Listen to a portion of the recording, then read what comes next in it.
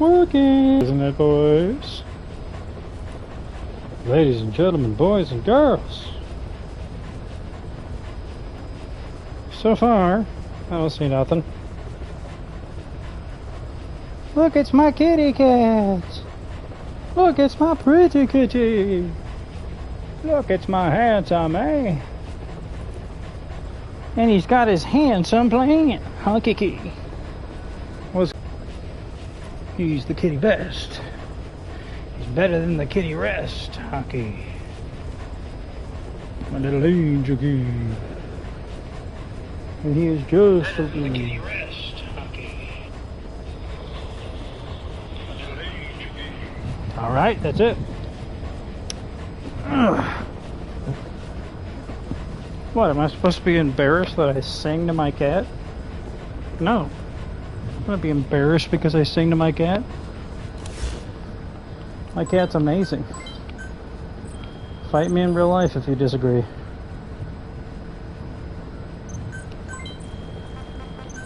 Alrighty, so man, not too long ago. Okay, write this shit down. I made some samchi-gacheri. One of my old favorites from Korea. Samchi-gacheri, and I remember I got that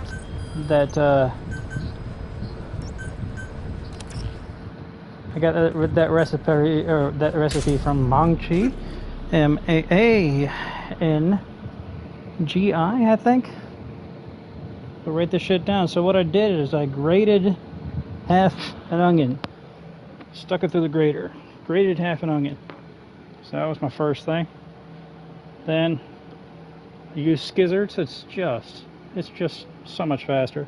I used skizzards to go ahead and chop up some green onions. Got about 2 tablespoons of that. 3 garlic cloves, grated up real nice and fine. Then, once all that was said and done, toasted sesame seeds, 2 tablespoons. A tablespoon of sugar, or sugar substitute, in my case, it's erythritol.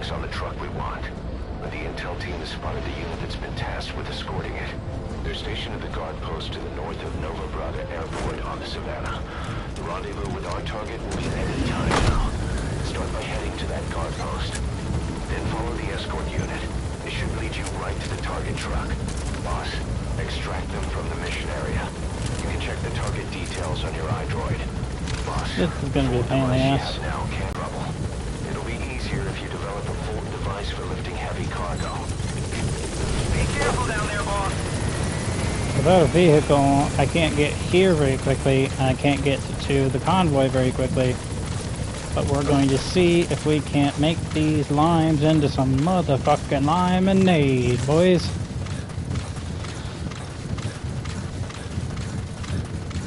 Okay, so you got the recipe so far? Alright, so about a little under, I mean, it's all depending on how much spice you like, but I'm on the mild side, so I do a little bit under 1 tablespoon, less than 1 tablespoon of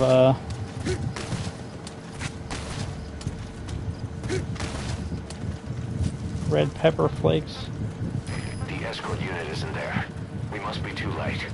Is there anything there that might lead us to the target? Look everywhere in the guard post. And should be able to just swing on by. Perfect, boss. It's the escort plan for the transport truck. Okay, I'm putting there we the go. escort unit's predicted route on your iDroid. Get after them. They should rendezvous.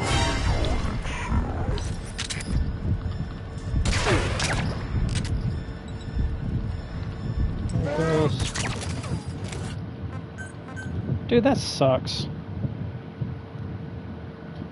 I pressed the wrong button.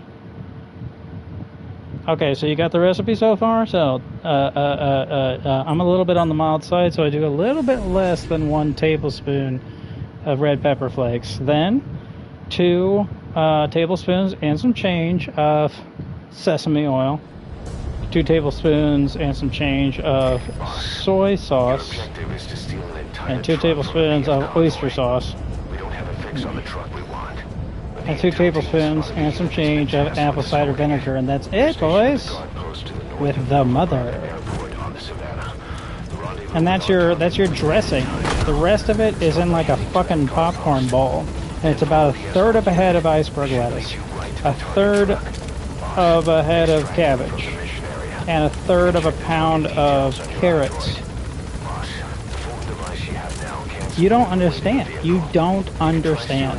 It's salty, it's sour, it has a bite chunks, especially because of the damn onion. So like the grated onion and the grated 3 cloves of garlic, because it's grated, it's in every bite. So like dog, like these aren't big chunks of onion that you're getting on your fucking hot dog or something at the gas station. These the onions in every bite. You don't understand, dog. You do not understand. It's less food and more a fucking sensory experience.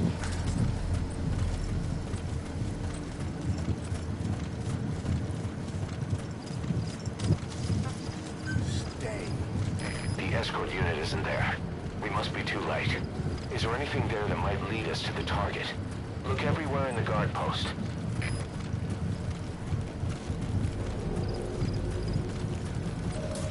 You found an intel file.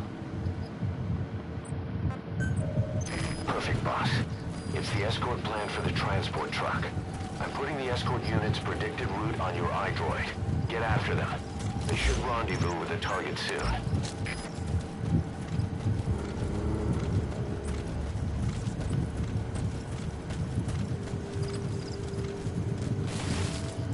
Damn it.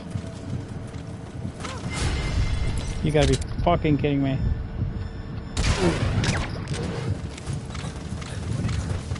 Okay, so that shouldn't raise any permanent alarms, and yeah, that particular guard post isn't even on their route. So they're not gonna radio ahead and warn everybody or anything like that. They're just gonna be cautious or whatever. It's a sensory experience. Yeah, have you ever eaten food that you want to like regurgitate and eat it again? Have you ever done that shit?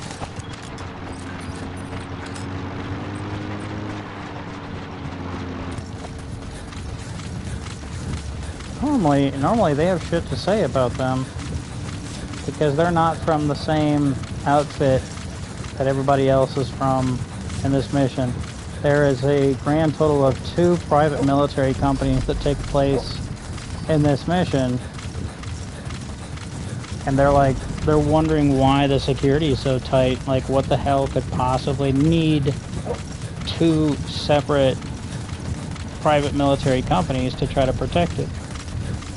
Which is a very good question. And then upon seeing the cargo, we realize it's largely unremarkable, but they have some magic, essentially, that turns it dangerous.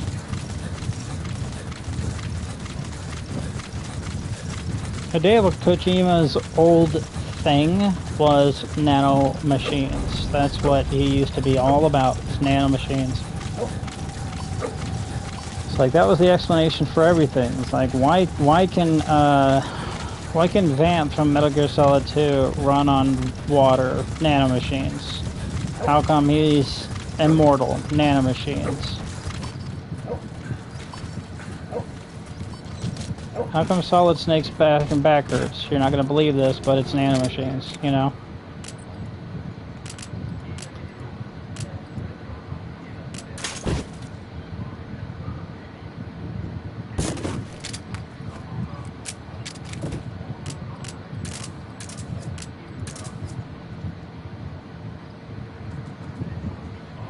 This is another one. We gotta stick around for a couple conversations, but for whatever reason, this one, I guess it's just, you know, I think there's less moving parts overall. So So what do we got here? Identify the escort unit, so we got to peek at them. Identify the transport truck, so we got to peek at it. Is it raining? There's the transport truck. Extract it out of the mission area. You can also drive it out of the hot zone yourself. It is raining, okay. I can't tell, man.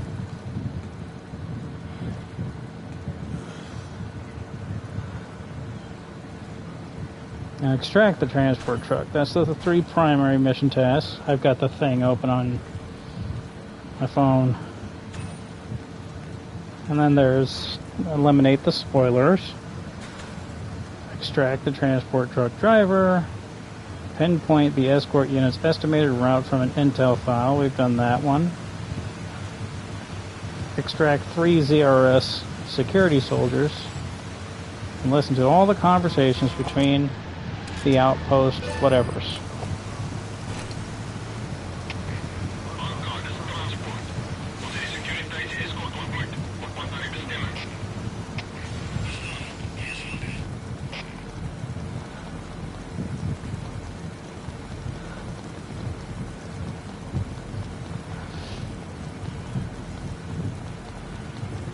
Dude, it's gonna be impossible to get to each conversation point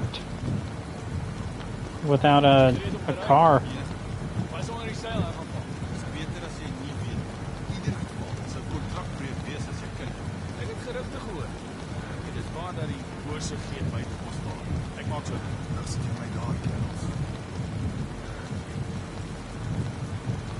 Dude, this sucks. How the fuck am I supposed to make it out of here?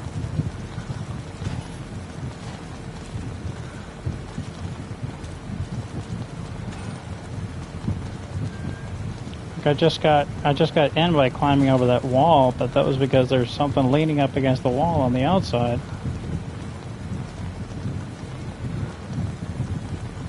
From the inside, I can't get out. I can't get out the same way that I got in. If I start climbing towards the nearest exit to me right now, then I might get too close to the truck, which triggers a cutscene. And that would disallow us from the rest of this mission.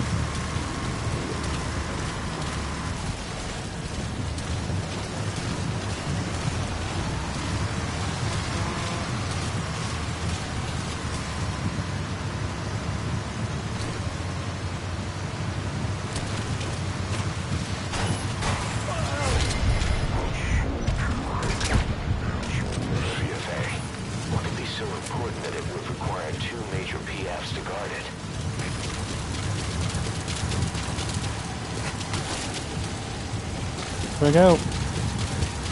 This is it. And I'm probably going to have to lockpick this. Yes. Of course. Okay, so that's their first stop is over there. So it's in the C.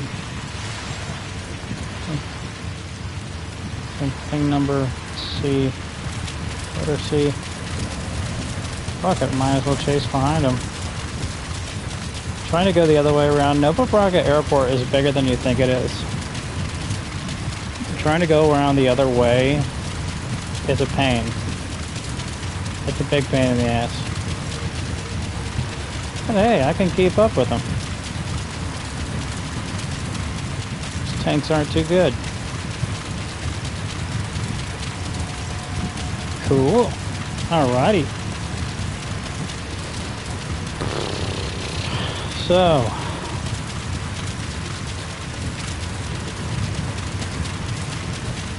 besides my time with the Sanju Gachari very recently, I didn't really do much else today.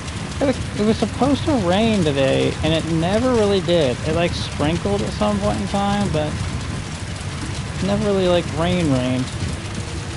Oh, yeah, I was talking about Metal Gear. So like, in Metal Gear Solid 4 and retroactively with all of the other Metal Gear games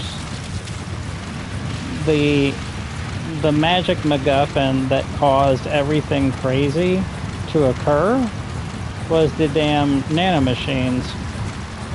And in this game, Mr. Kojima introduces his next crazy MacGuffin, parasites. You've got to be fucking kidding me. Who looked directly behind them? Riddle me that, Batman. Extract the PM transport truck. Throw a wrench into Cypher's plans. You can check the target's location on your iDroid. Maybe I wasn't 100% behind them. Maybe that was the trouble. It doesn't matter. We're going for the mission tasks. We could try to do an S rank later if we want. You know, you can take out the spoilers without even triggering an alert and getting them into the stage where they will actually try to fight you. Oh, awesome. Those dogs will try to kill you. It makes sense that you would try to kill them back first.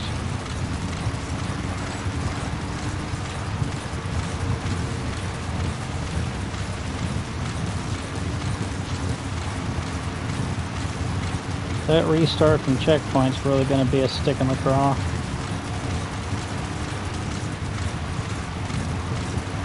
I see a light. Okay, so I see also the guard tower over there.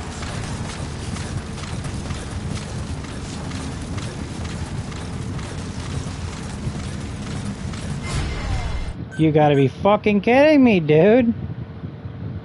I am so fucking far behind that dude. Oh, well, cool. Excellent. Excellent.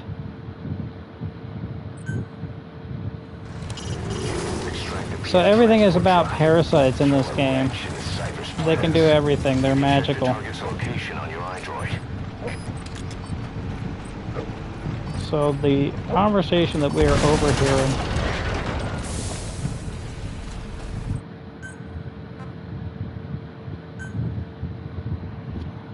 I don't know what just happened there, but somehow or another the target just got hit and threatens to explode. You can check the target's location on your iDroid. Wait, we need to drive the target out of the... What the fuck is going on? Whoa. What the hell is happening? Boss, the target's been destroyed. Mission failed. Is the tank deciding to shoot the target? The fuck is going on?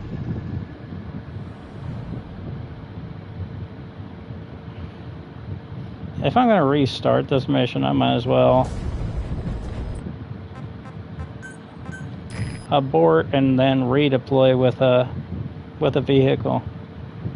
Dog, once I start broadcasting, this is what always fucking happens, man. This is what always fucking happens. It never stops. Y'all are witness to every single possible glitch in this entire game, and each of them are brand spanking new. I have never run into the glitch where, I don't know, the tank randomly shoots the fucking back of the truck. That's never been a thing. That's never been something that I've ever run into, ever. This is a brand spanking new glitch. I have no... We're stepping into uncharted territories. I have no fucking clue what the hell is happening. And I checked the amount of hours that I have on this game, just in the PS5 thing. I think on the PS5 I have like 3,000 hours in this game. Seriously. 3,000. Boss, your objective is to steal an entire truck from a PF convoy. We don't have a fix on the truck we want, but the intel team has spotted the unit that's been tasked with escorting it. They're stationed at the guard post. I'm checking Steam. Airport on the Savannah. The rendezvous with our target will be at any time now. Start by heading to that guard post. Then follow the escort unit. It should lead you right to the target truck. Boss, extract them from the mission area. You can check the Sort by target playtime. details on your iDroid. Boss, the full device you have now can't support the weight of a vehicle. Have over 3,000 hours on Steam as well. Get out of the hot zone yourself. That escort will give you all kinds of trouble. It'll be easier if you develop a full device for lifting heavy cargo. Be careful down there, boss. I'm telling you, I probably have about like 10,000 fucking hours in this game over the course of the PS3, the PS5, rather at the PS4, because this is the PS4 copy. I'm just playing it on the PS5.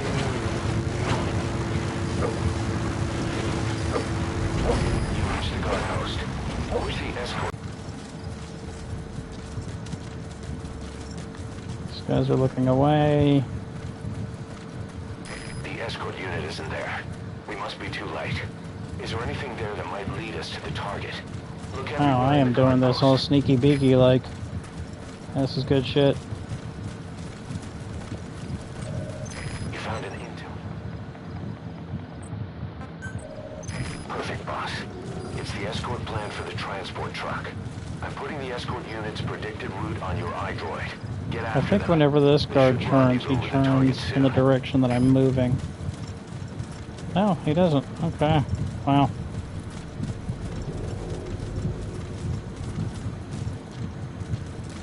By the time I leave, these gentlemen won't even be suspicious. Thought I saw something, but I didn't.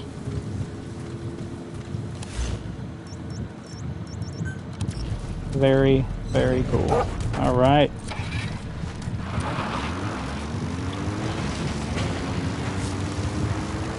So yeah, nanomachines.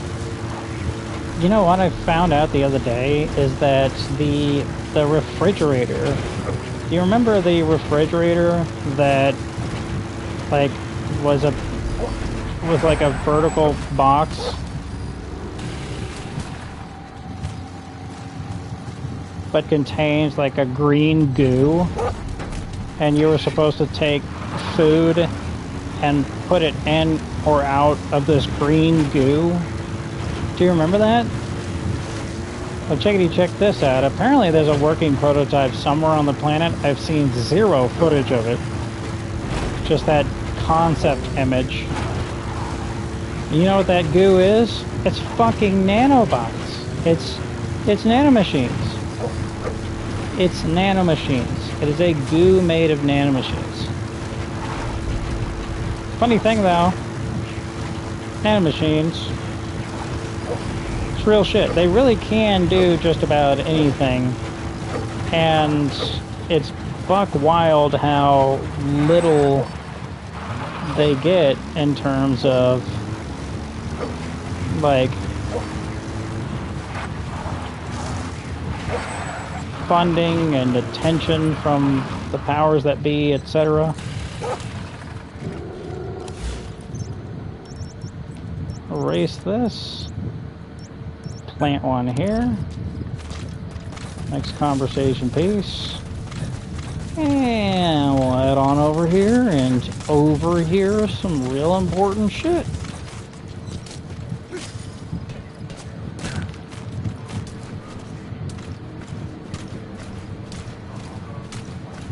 Haha, eat shit.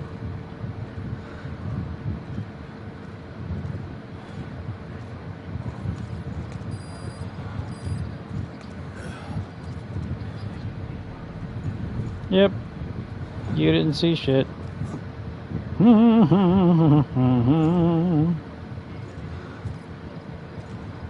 Alright. There are some special forces guys that were forced at gunpoint to watch some footage from Metal Gear Solid V here. And they were like, I don't know what fucking secret technology that he has that allows him to see through walls where people, generally speaking, are. So, no, this is... he can't see through walls. He's listening. He knows where people are because he's listening. Towards the beginning of the book, from the late great Dick Marchenko, towards the beginning of his book, his explosive autobiography, the Rogue Warrior. Towards the beginning of that book, he talks about this mission that he was going on. A gang called like the Machetes or some shit like that had stolen a nuclear weapon.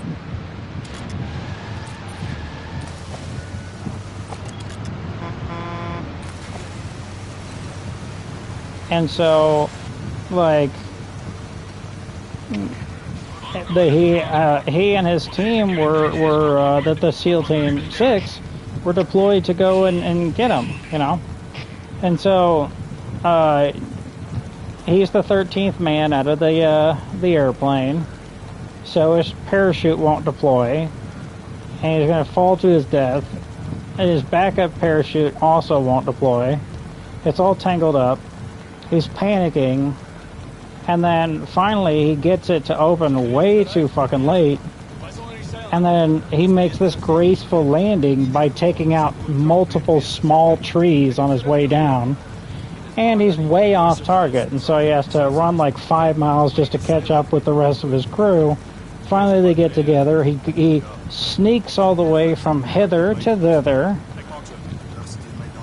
and then he pokes his head in. He sneaks into this building, and it's pitch dark in there. And he's like, I can't see anything, and I can't see anyone. And he's like, you know what? They're not going to get me that easy.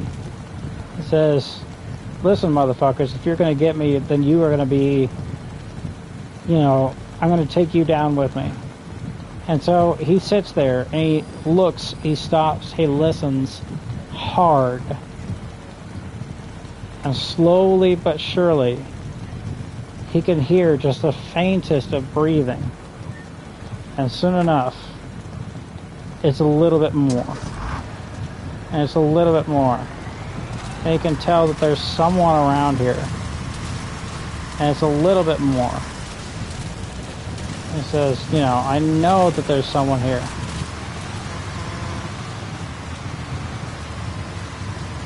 And then, soon enough, he identifies 3 fucking people in that room with him. He's like, I know that's what I hear. I know I'm not crazy. And so he hunts them down. And he shoots them. 2 in the neck. Every one of them. Bap, bap. I think at the time he was still using the Heckler & Koch 500 submachine gun. 9mm, I believe. And that was that. Now, unfortunately, the gentleman that he killed managed to come back to life and hunt down his men repeatedly, but each and every time they would get another 2 shots in the neck.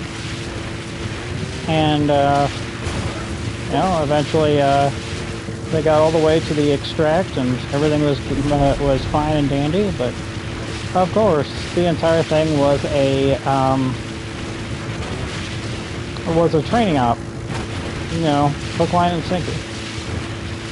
They didn't trust him. They didn't trust us, so they did. But at that point in time, they were fucking sick of training. They wanted to do something real. It was like, the machetes are real enough. Why can't you fucking do something, you know? Like, just let us fucking do our job, you know? But he did, you know? And at the end of the day, you know, He did a lot out there. He had a 30-year career in the United States Navy. 30 years. He left a lasting legacy.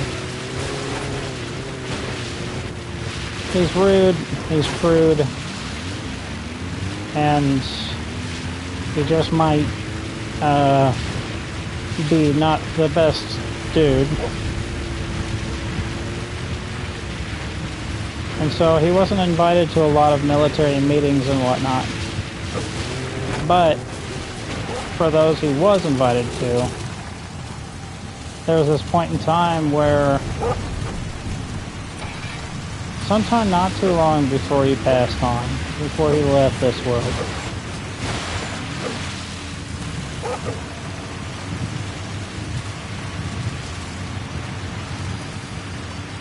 sometime before that happened, fairly recently, before he passed, he was through back channels. You gotta be fucking kidding me. Again, I'm so fucking far away from him. And if this causes them to fucking shoot the back of this truck again, I'm gonna fucking squeak.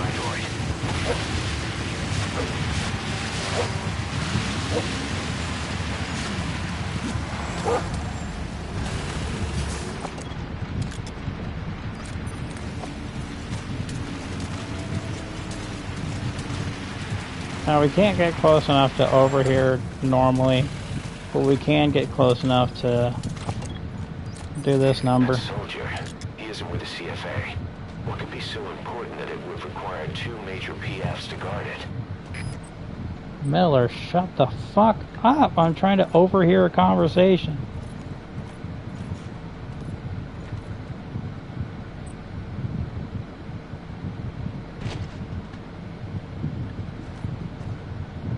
Pretty please, the cheese on top.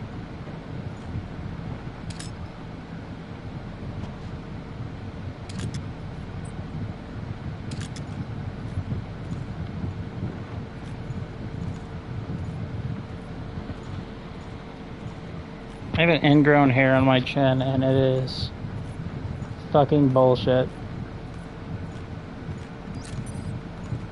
So is this the man that you're gonna talk to? Oh, you're just gonna stand next to each other. Where's the driver? Are you the driver? Why aren't you talking to somebody?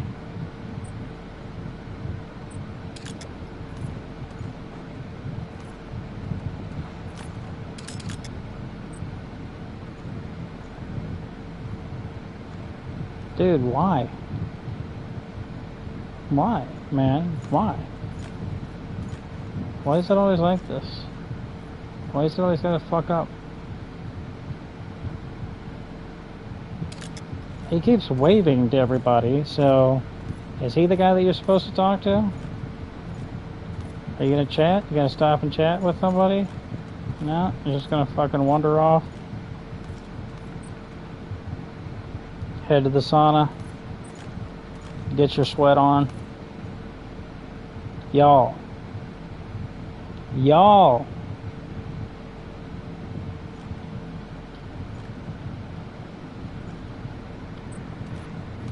He's supposed to fucking pop out of the truck, head to one of these guards, start talking about how much he loves Garfield, and he gets back in the truck, and before he comes off, the guard says, "You know that was Bill Murray's worst role, right?" And he says, "Yeah, Bill Murray agrees. Didn't you watch Zombieland?"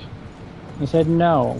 We're like, that comes out like 20 years after this game takes place. Fuck me. He's getting back in the truck. He didn't fucking say shit to nobody.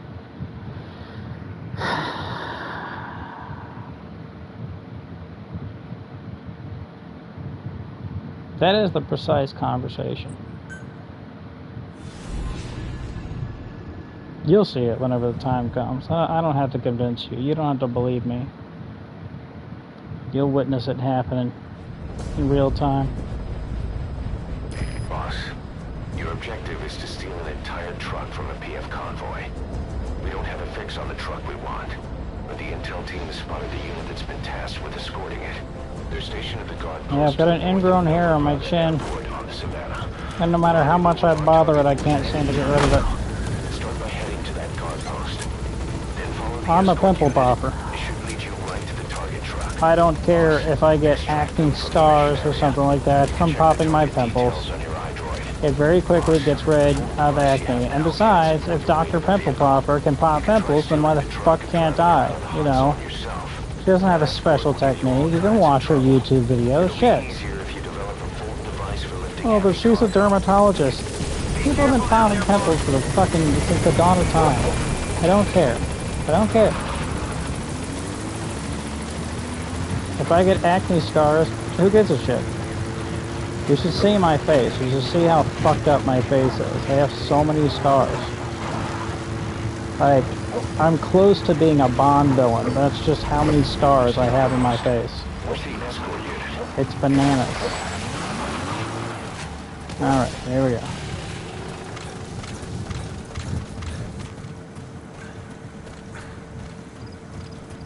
You see him damn near looking my direction? The escort unit isn't there.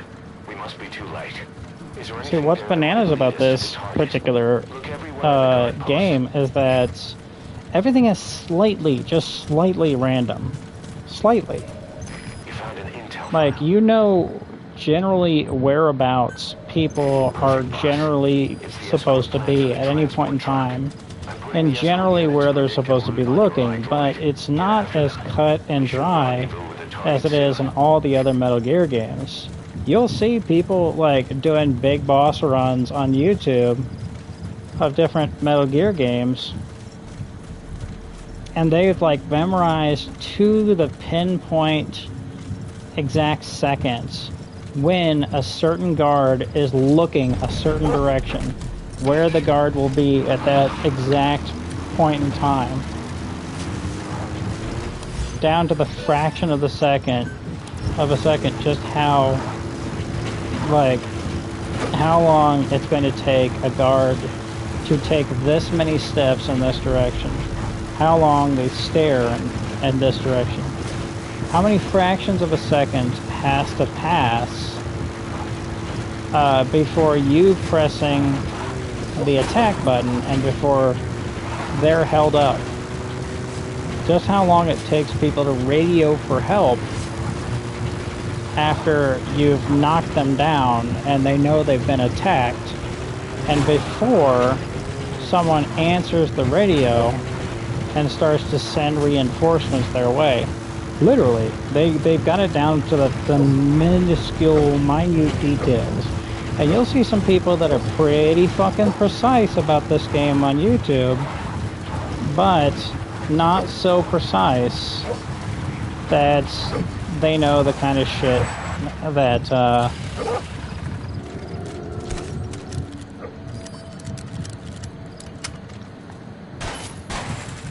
that these people do.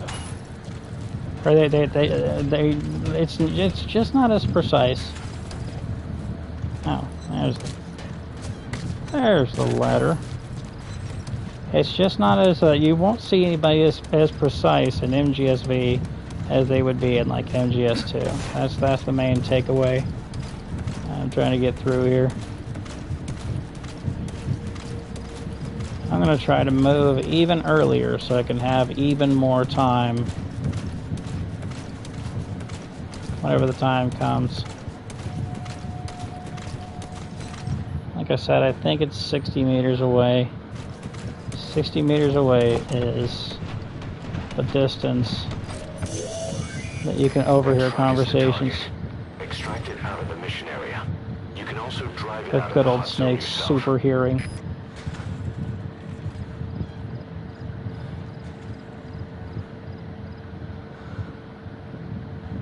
Funny story about nanomachines that I started talking about earlier. So they really can do anything. They really are pretty magical. Parrot's eyes we just don't know that much about, but we'll get into that a little bit later. So like nanomachines. So like my oldest aunt, my mother's very close in age sister, My mother was the oldest.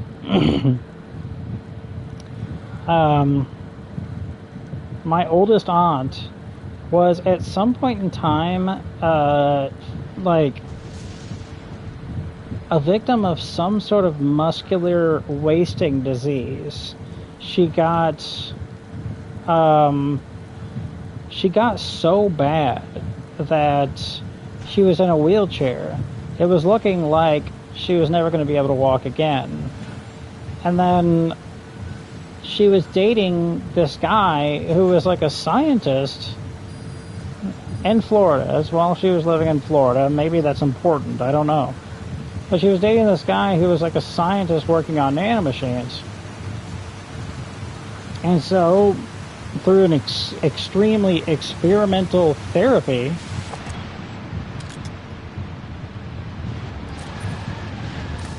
she got fucking injected with nanomachines. And guess what? It fixed everything. She's walking, she's talking, she's dancing, she's prancing. I think I told you like on a previous broadcast that she went and she fucking like she came down, she knocked on my door. She, you know, just like 2 days ago because she's gone camping nearby and she wanted to borrow a pallet or a couple of pallets, wooden pallets, 75 pounds each. She lifted it no problem. She's in her 50s, late 50s, I think. That soldier, he isn't with the CFA. What could be so important that it would require 2 major PFs to guard it? Kijk, Moenie die seil lig nie. goed. Jy is op pad met 'n rivier. Ja. Doen my 'n guns en kontak die buitepos daar. Ek maak so. Rig steen my daar, kerels.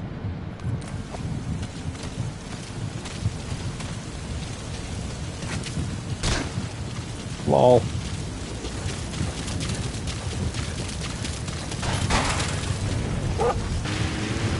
I hope that counted. If it didn't count, then that's going to be particularly annoying. Doesn't matter.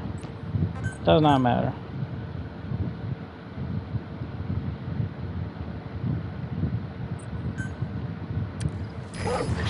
Never thought in a million fucking years that it would be spotted by a fucking sniper.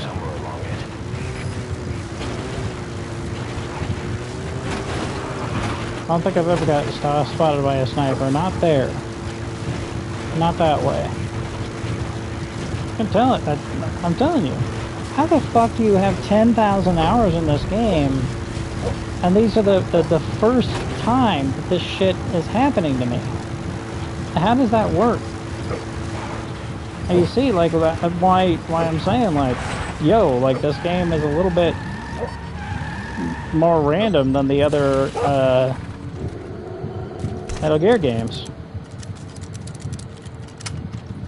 From soup to nuts, from start to finish.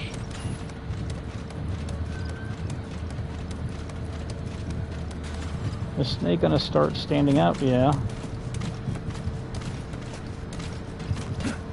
He's begging to get seen by these snipers over yonder.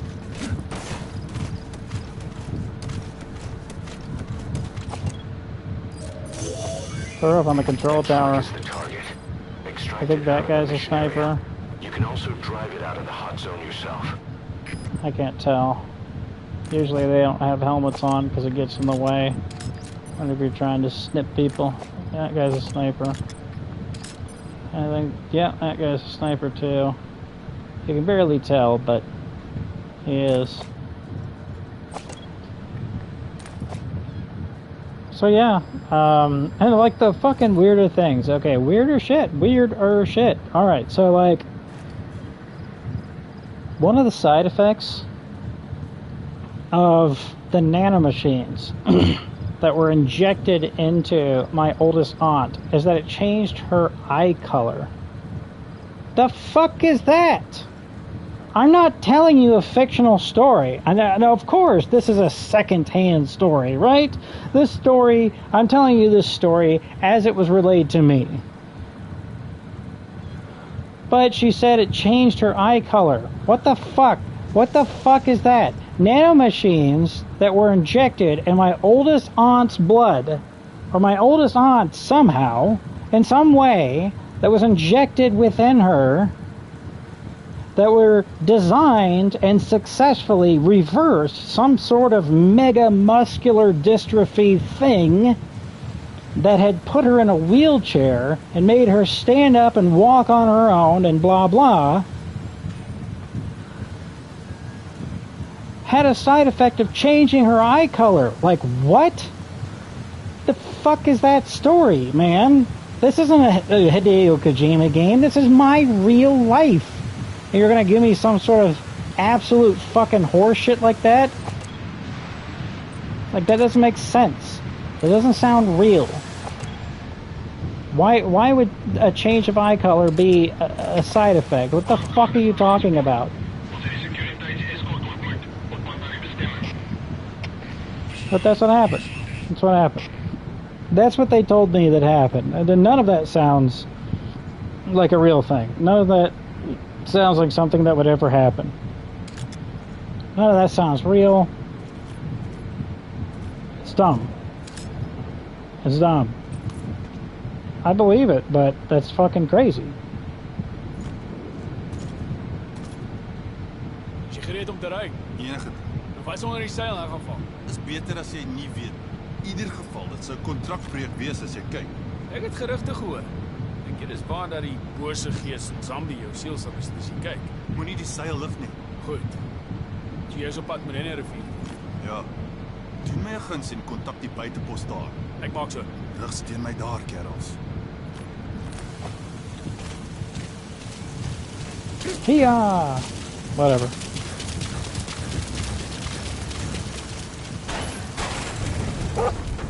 Okay.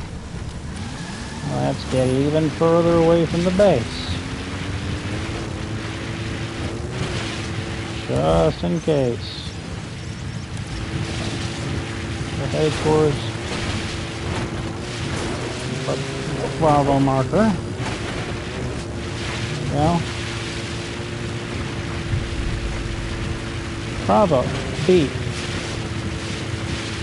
That comes from the phonetic alphabet, which makes it easier to understand stuff said over the radio. So that the ABC, all 26 letters of the English alphabet, that is Alpha, Bravo, Charlie, Delta, Echo, Foxtrot, Golf, Hotel, India,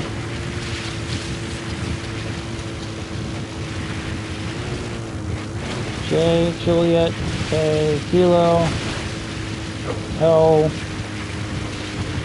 Lima? I think it's Lima. Lima. That's L. M, Mike, N, November, O, Oscar, P, Papa, Q, Quebec, R, Romeo, S, Sierra, T, Tango, U, Ulysses, V, Victor, W, Whiskey, X, X-Ray, Y, Yankee, Z, Zulu. I think that's right. It's been a fucking fair minute since I've been in the military doing military shit, you know.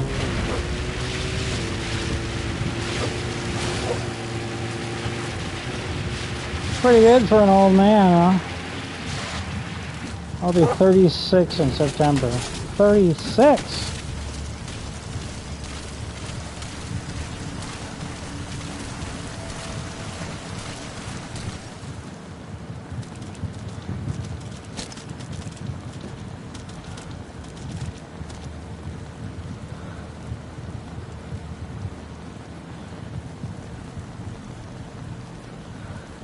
So that's a real story about nanomachines that happened in my real fucking life, as the information was relayed to me.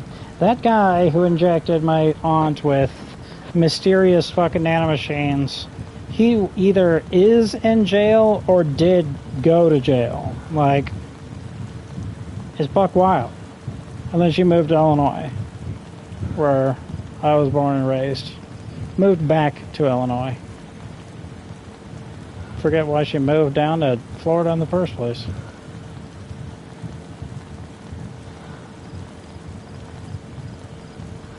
It's like, I know that it's warm there, but there are no other benefits. It's like, yeah, Hulk Hogan's there. It's in Daytona.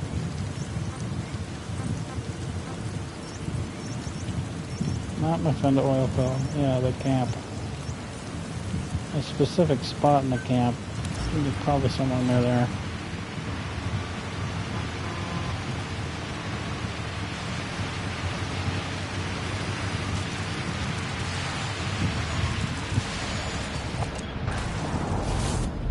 We're too close. We're too close.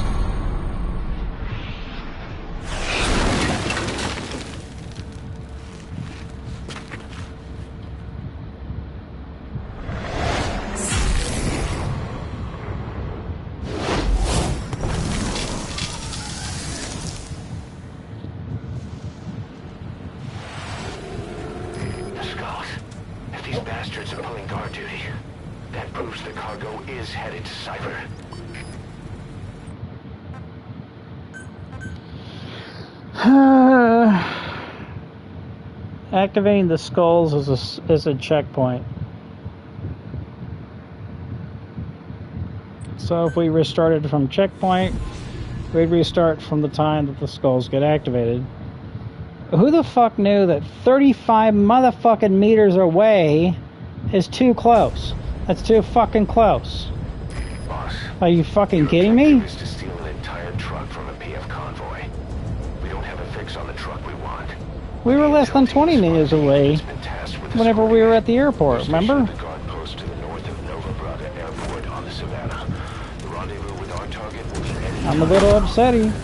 I'm losing some of my spaghetti. Then follow the escort unit. It should lead you right to the target truck. Boss, extract them from this whole situation, the four ZRS soldiers, zero risk security, there's two of them. There's two different security companies guarding this bullshit, and the skulls are also guarding it, so it's important shit, right? And this is a different unit of the skulls than the one that we are used to. We ran into the mist unit of the skulls during the Phantom Pain mission, the first mission, and then we ran into them again in mission 6, Where Do the Bees Sleep? So those two missions, we ran into the mist unit. Well, this is a brand new unit. We have never encountered this new unit. This new unit is also the skulls.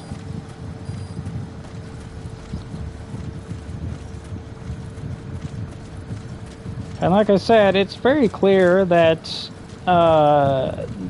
that Quiet is very much like the skulls. In fact, we will meet a third unit of the skulls that are basically for Quiets, essentially.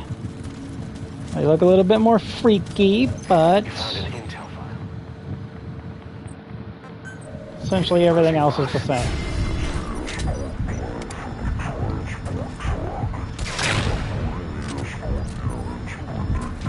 On your iDroid, get after them. They should rendezvous with the target soon.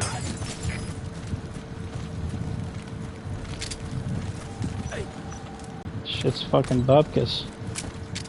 It's humbug. All of this. You know, humbug used to be like a curse word? Like ass or fuck. Hell. When you spots me, I'll take out this whole fucking guard post. Do you know how much downtime there is on this mission? Give a fuck about you, this stupid ass guard post.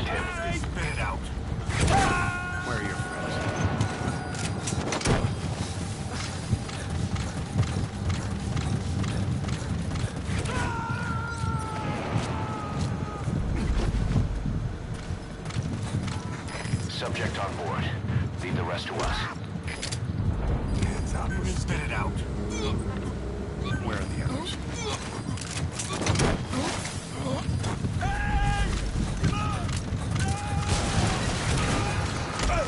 Fuck your guard tower. There they are. The escort unit's armored vehicles. Follow them. They should be headed for the target. You can also move on ahead and try to beat them to the truck. Possibly. What are you doing? Where are the others? Subject on board. Leave the rest to us.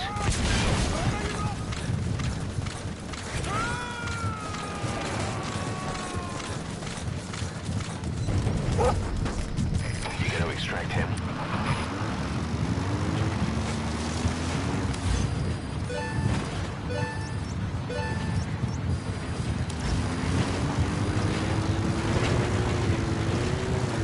Nobody's raised any alarms. It's like, okay, why is it taking so long? Okay, so now they're moving. Now they're moving and grooving. Everybody's in order. So there's two private military companies that are doing this mission.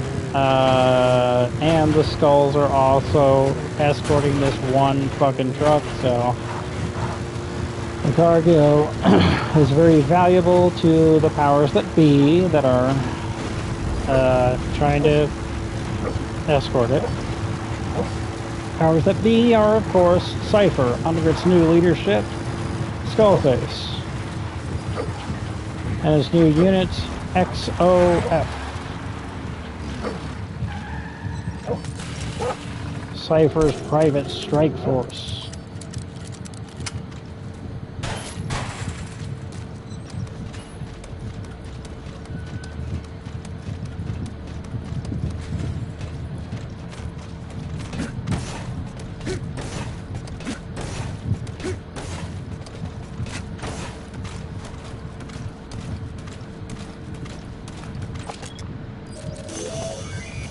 That truck is the target. Extract it out of the mission area. You can also drive it out of the hot zone yourself. I could call for a reload while I'm waiting, but it's no big deal, I guess. So, like, Contract Forces of Africa and Zero Risk Security are both protecting this thing, and the Skulls. So, like I said, the contents of the back of that truck are unremarkable, but Skullface has some magical MacGuffins that turns it into something pretty dangerous. World ending, you could say. The magical thing about this game is not just parasites, but archaea. Now, archaea is some real primordial soup bullshit. Like, you'll not very often in almost any circles on planet Earth hear the word archaea spoken, especially in regards to anything whatsoever dealing with chemical reactions or biology by any means or stretch of the imaginations.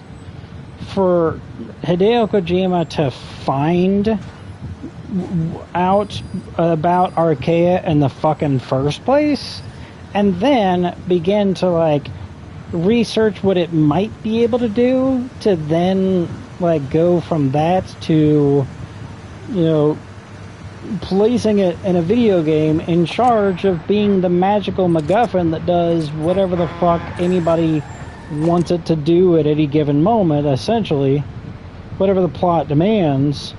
All of that is a fucking, like, it's a Hail Mary pass. It's a chance in a billion. It makes no sense. There's only the only people that could possibly come up with something that ridiculous and that much bullshit is Hideo Kojima.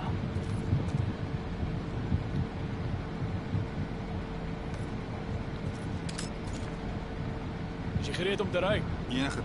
Of hy sonder die seil in geval. Dis beter as jy nie weet. In ieder geval, dit sou 'n kontrakbreuk wees as jy kyk. Ek het gerugte gehoor. Dink jy dis waar dat die bose gees Mgsv jou siel sal besit as jy kyk? Moenie die seil lig nie. Goed. Jy is op pad met 'n rivier. Ja. Doen my 'n guns en kontak die buitepos daar. Ek maak so. Rig steen my daar, kerels. Extract the PF transport truck. Throw a wrench into Cypher's plans. You can check the target's location on your iDroid.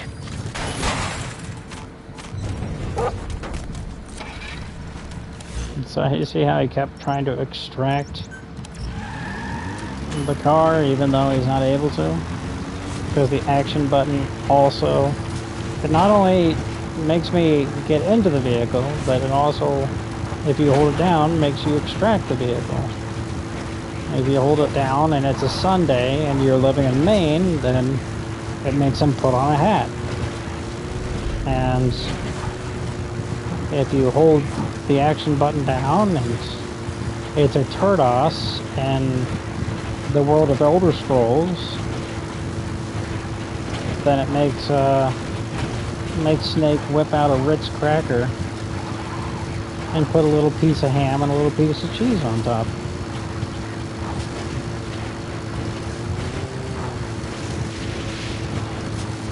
You press the action button, but you're holding more than one controller.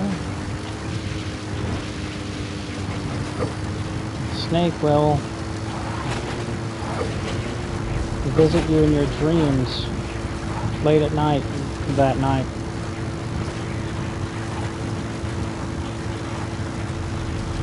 This is one of the few games where like you use your whole controller all the fucking time and still there's not enough buttons.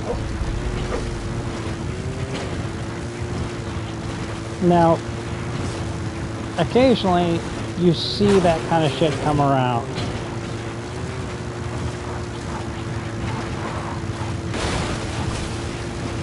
So like I was really proud of the live action Front Mission game that came out that everybody hated. The one that came out on like the Xbox 360 and like PlayStation 3 and shit, that generation. There was a live action Front Mission game that came out on those consoles.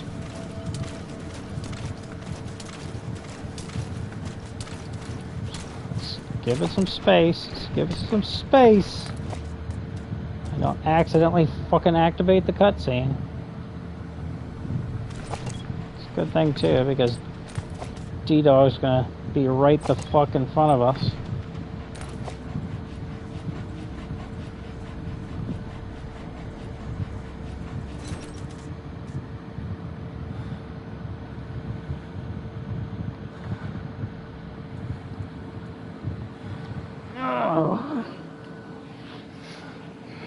So the whole situation, the 4 ZRS soldiers getting out of the truck, or the 4-wheel drive, the Humvee, the car, all of that bullshit.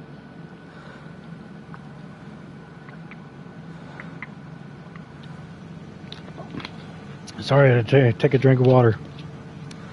All this bullshit reminds me of my time as a guard.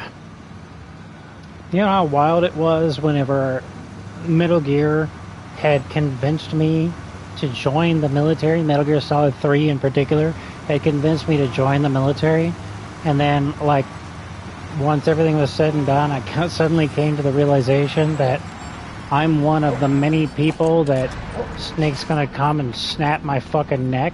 Like, I ended up being a random guard. That was my fucking job. That was my 4-year active duty career.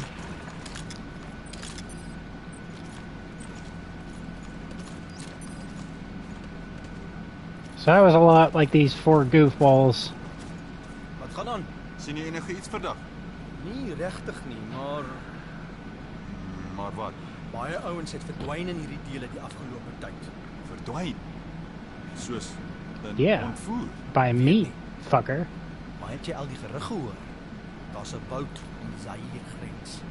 Blykbaar vol spooke. En enige iemand wat ooit daar ingaan, kom nooit uit nie. so jy weet daarvan. Luister, jy loop nie en praat hieroor nie.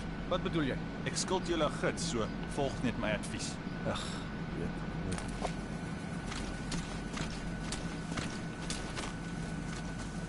Okay. So he thinks he sees something, but it's okay because he doesn't.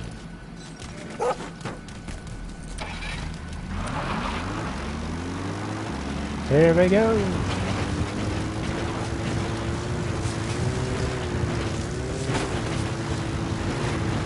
As you saw, that was in fact a conversation about Garfield.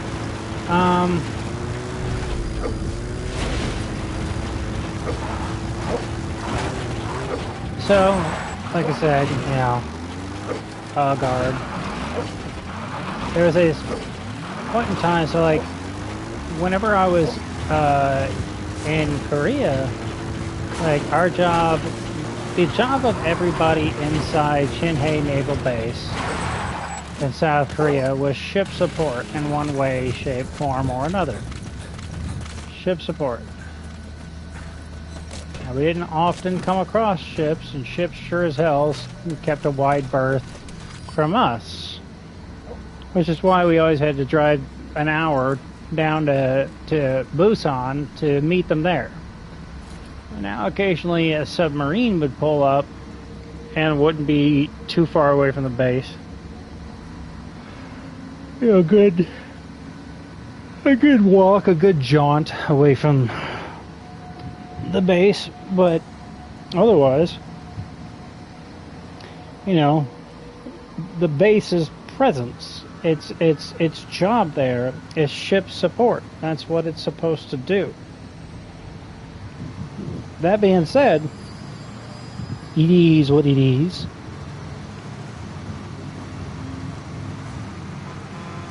Boss, the target has reached Mgsv camp. We don't have much time left. Hurry. But whenever I switched over to,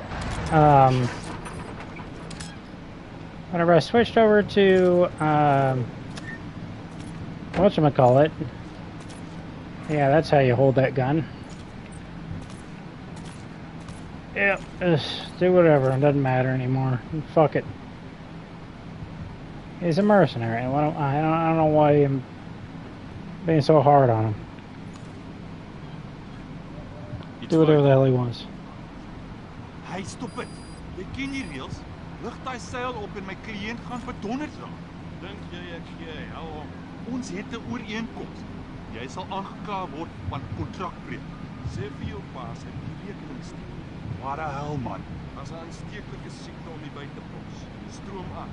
Dit is waarskynlik dat dit deur 'n ander permanente mag losgelaat is. En jy blameer die FSA. Ek het dit nooit gesê. Maar op die oomblik is hom lig geraak buite staan. Net een kyk en ons kan alles oplos. Ek gaan nie die verantwoordelikheid hiervoor vat nie. Dit is CP. Laat die konvooi deur. Akka het ons geskakel.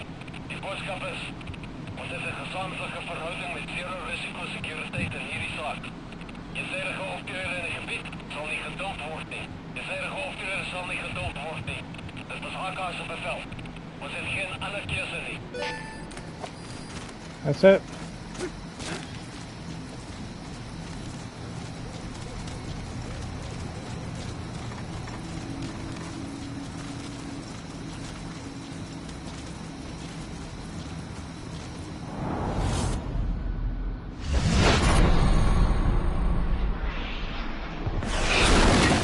So these guys don't do the mist thing. They do this bullshit where they cover themselves in rocky metallic armor. That's their magic power, caused by parasites somehow. The skulls. If these bastards are pulling guard duty, that proves the cargo is headed to Cypher.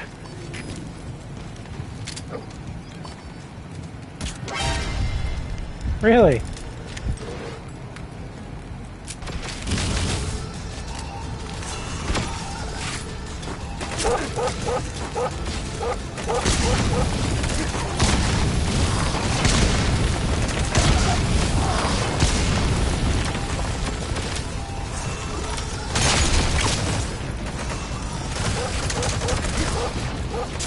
Can't handle the heat, should have stayed out of the kitchen, motherfuckers.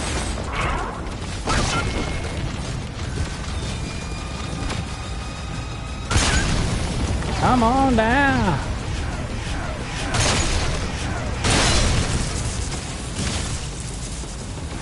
Hey, they took out the electrical system for me.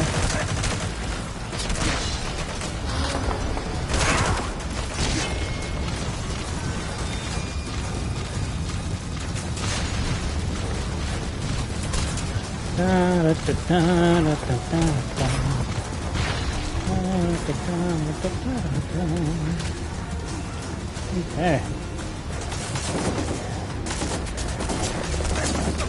Oh, they're way over there.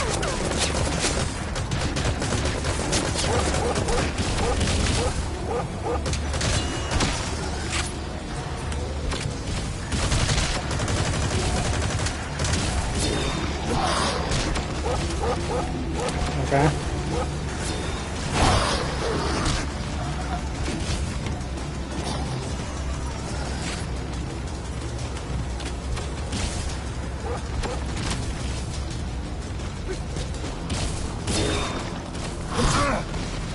That sucked. Sucked too. That's terrible timing today.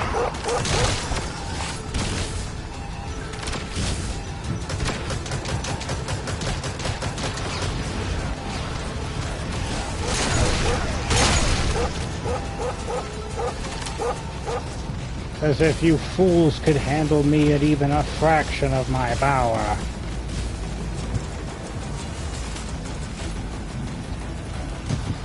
Where these guys at?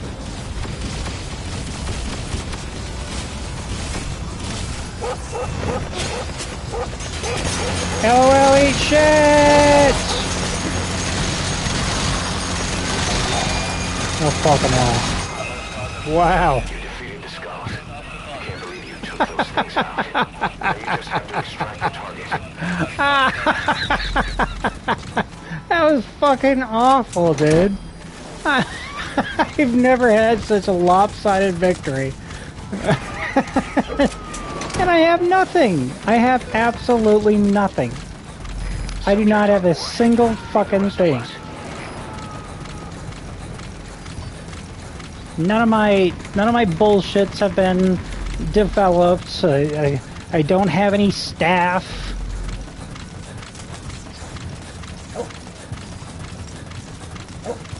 I'm literally fucking doing this with one arm tied behind my back. I have one less arm than these people. And still, I just can't stop winning, dude.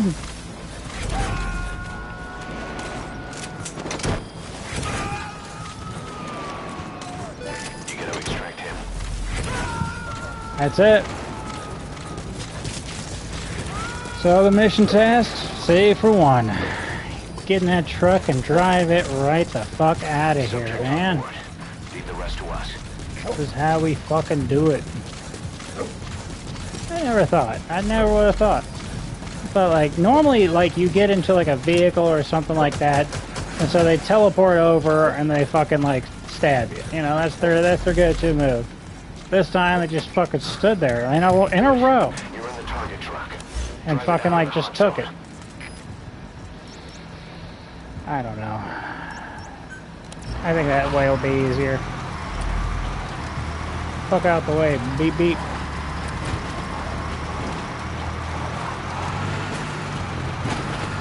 Delta. Go on Delta. Wreck it. Come on, Matthew, we can do this.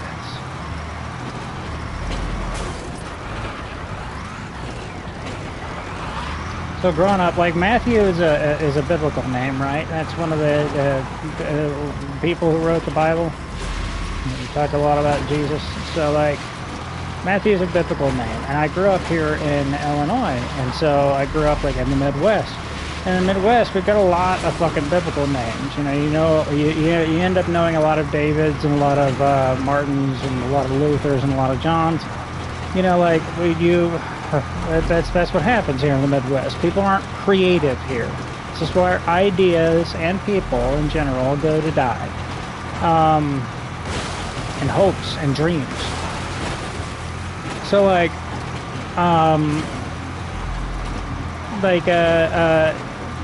got used to being called by my last name from an early age because I knew a lot of Matthews. So we had, so many Matthews. So they called me Motley, and they called Matt Fritz, and they called Matt Spalding. So I was used to this. And whenever I would get in trouble, my mom would call me Mr. Motley. I don't know why. Amazing. Mission complete. Look at that shit. Right there is why you're the best, boss. The one and only. What can I say, man? All I do is win, no matter what. Got money on my mind, I can never get enough. Every time I step into the building, everybody's hands go up, and they stay there. The truck you recovered. There were two primary types of cargo. First, drums of malachite, a copper ore. That took up most of the truck bed. But malachite isn't valuable enough to warrant an escort. The real cargo was likely the second item, a shielding container. The contents, yellow cake. But who can say? Thing is, there isn't a lot of it. Not enough to make a nuclear warhead. Give us some time. We'll look into it. Try to figure out why they had this under such close guard.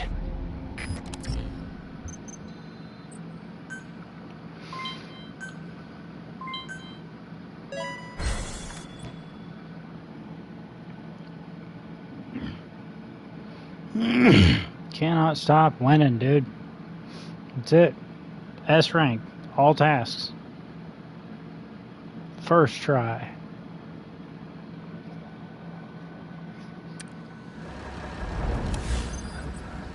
Boss, this is an emergency. We had two intel team agents undercover at the PF, Contract Forces of Africa. The CFA have captured them both. They don't have long to live. You've got to get them out of there ASAP. This means Cypher might be getting wind of our existence. We may need to move more cautiously from now on. I just hope this incident has nothing to do with them. I've added the details to your mission list. Lay down, boss.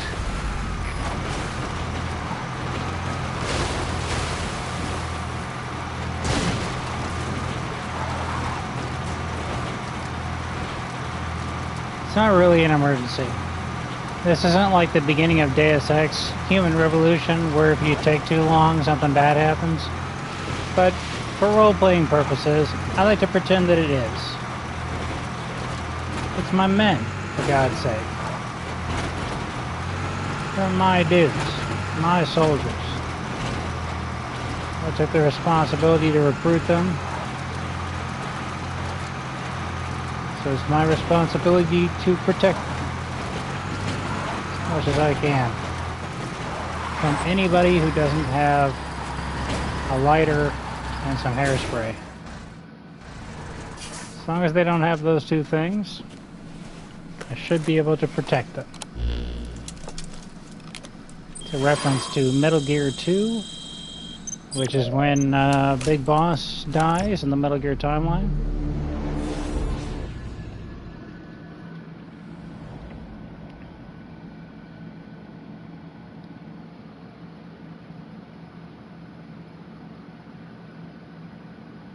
This sucks, because it's going to turn to daytime.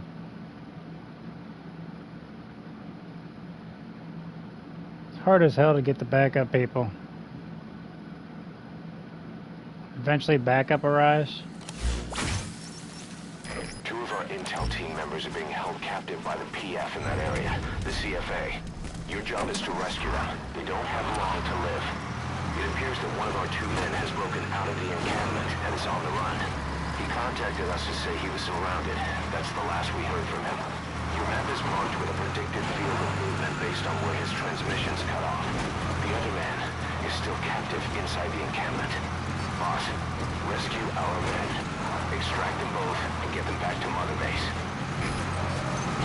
There it is. Yeah, I was heading in the right direction. Our staff member on the run last contacted us from that forest. The enemy PF already has troops spread out in a manhunt to find him. Keep your eyes open. Extract our man before their search team can find him. Check his location on your iDroid. You've reached the target's We have predicted field of to. movement. If he's gone to ground, he'll have hidden himself somewhere in that area. Find him. Where are your friends? We have to eliminate the people nearest to him. What are you doing? Those closest to finding them are the most dangerous, of course. And until we rescue them, they will continue to search for them. Now, this primary search team that's fairly close to finding them are backed up by these people in the car that you just saw their headlights.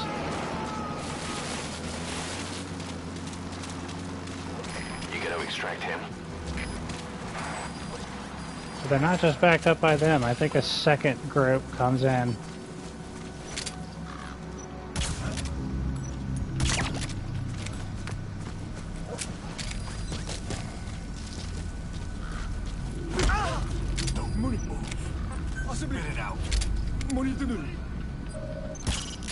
A prisoner. That's not the target. Don't extract him just because you feel sorry for him. We can't afford to take in people we can't use. Oh well, eat shit.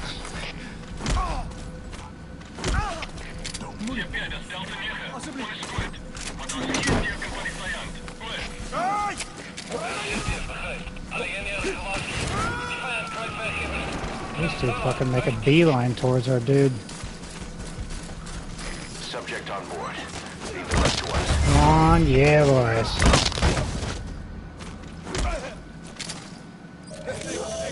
You're fucking coming with me. Quickly, extract him while you can.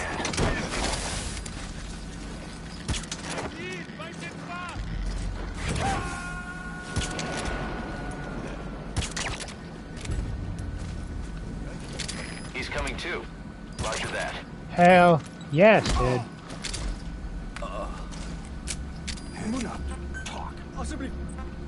Where are your friends? I cannot be stopped.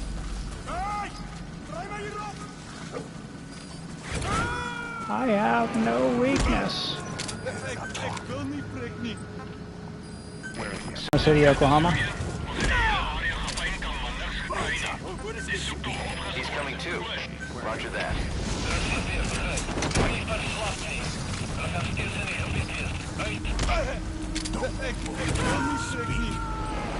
Where are the others? You gotta extract him.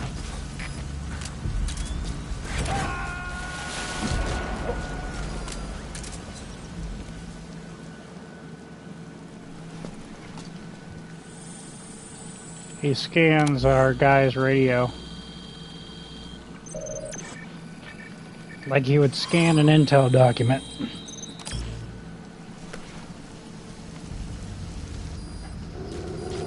The target's transmitter.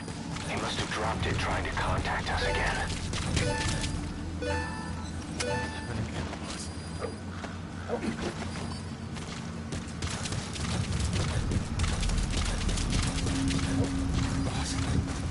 How's it, man? He's here. I never told them to take me.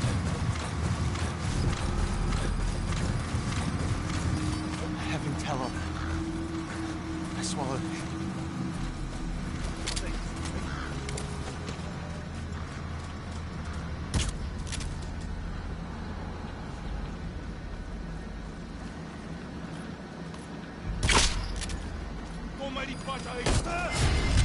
You gotta be kidding me. How the fuck did I know that?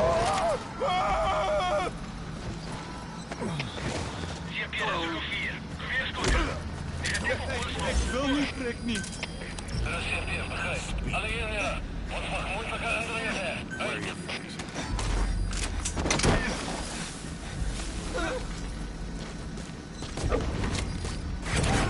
Come here, you. And now I got a suppressor. Yay! Subject on board. Leave the rest to us. That's what that was. 100% chance of success. Hell yeah, boys.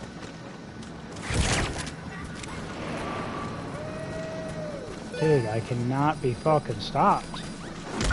Okay, subject is in. Possibly. What are you doing? Where are the others?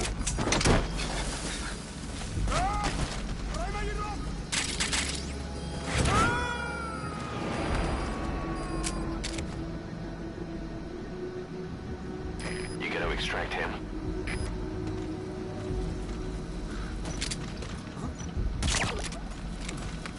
As long as I don't extract our man here, as long as I keep carrying him around, Where does she spit it out?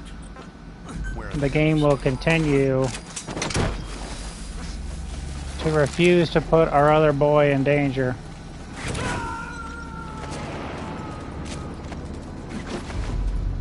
And the more I Subject on board. cause these little miniature alerts, the less he's in danger as well. It distracts them. It takes their attention and puts it elsewhere. Enemy outpost. It's got good visibility and not many places to hide. Use the landscape wherever possible.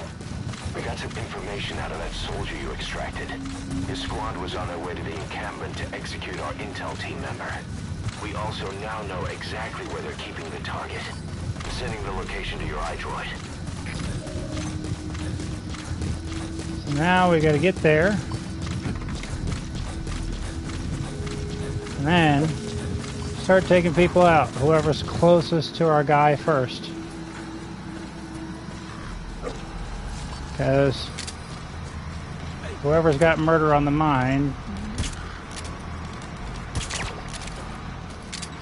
might be concerned a bit about distance.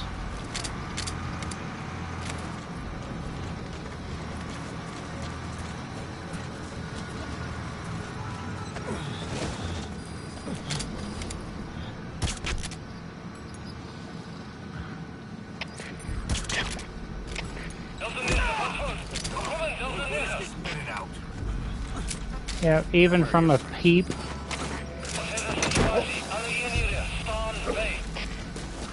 Even from a little peep, they can tell exactly who was talking on the radio. He's coming too. Roger that. And they sort of know their last location too. Now, rescue Sorta. the other target. Head for Mgsv camp.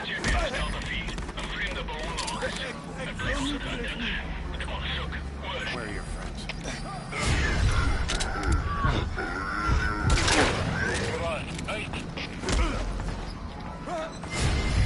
Shit. Extracted gave us all the intel. It sucks. It sucks really badly. He got me in the middle of the fucking grabbing a guy animation. There's nothing I could do about it. You can't ungrab the guy.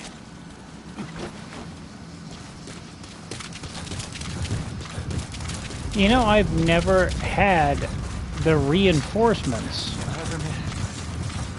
get to me properly. Never. Not once. Never. Heaven tell her. I swallowed it. Reinforcements are supposed to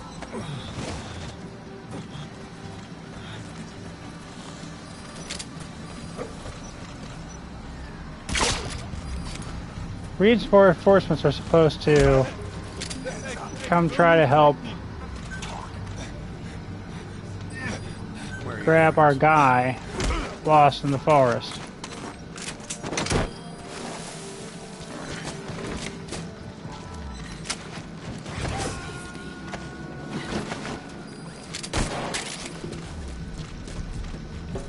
Why the shot? Leave the rest to us. Because I think those guys in the vehicle down there See that? I just fucking kicked that prisoner for no reason. I was trying to interrogate the prisoner. Okay, subject is in.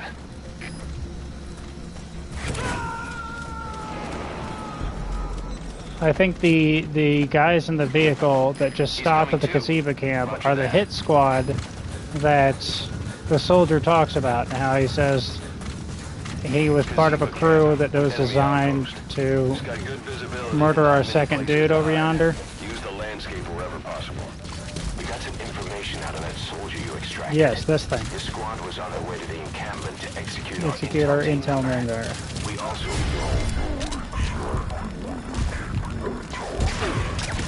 sending the location to your iDroid.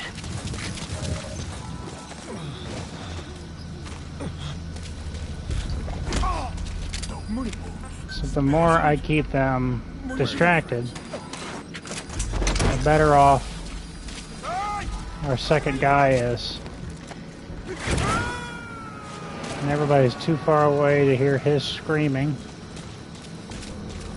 You gotta extract him. I currently cannot extract our guy.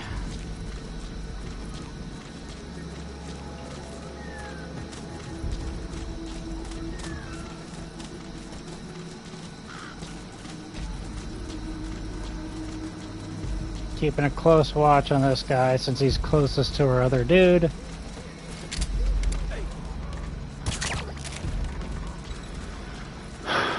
Eat shit.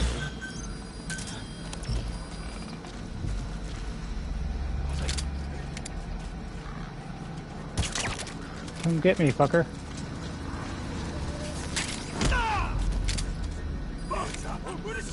If you think you've got the stones, then why don't you come prove it? Where are the others?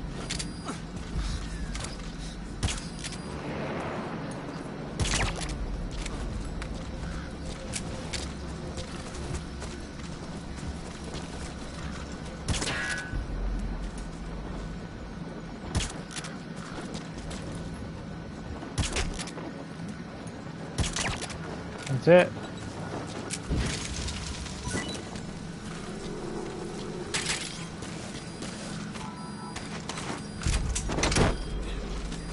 %, chance of getting you on out of here. Where are your friends? The other target is inside the encampment. Boss, he doesn't have much time. As much time as he wants to have, man. He's coming too. Roger that. Boss, our man you extracted gave us all the intel he could. You got a lead on what's happening with the CFA. Check it on your iDroid.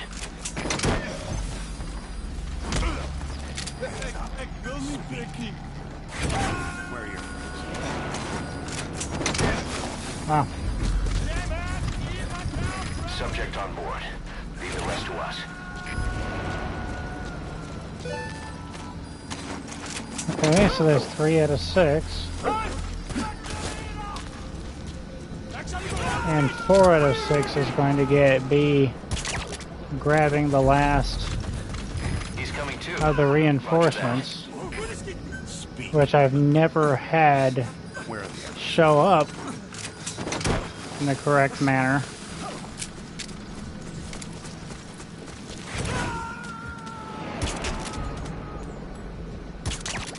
Eat shit. You gotta extract him. Sunrise. Where are your friends? So one of the mission tasks is going to revolve around That's him. That's the target.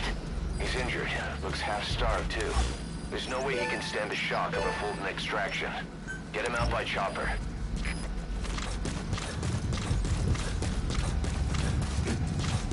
They kept saying the disease was her fault. it is. Just shouting at me. Over and over.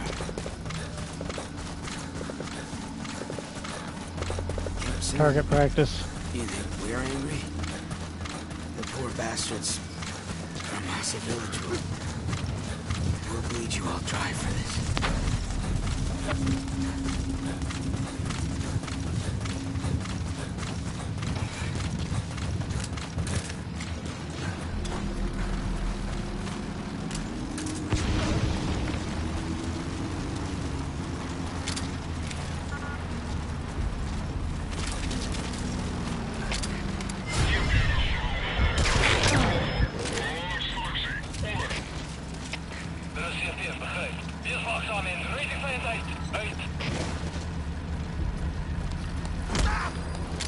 Like I said, there's supposed to be an extra set of reinforcements that come after our first guy, the one that was lost out in the forest. He's coming too. Roger that. He never goes the right way at the right time. Does the right thing.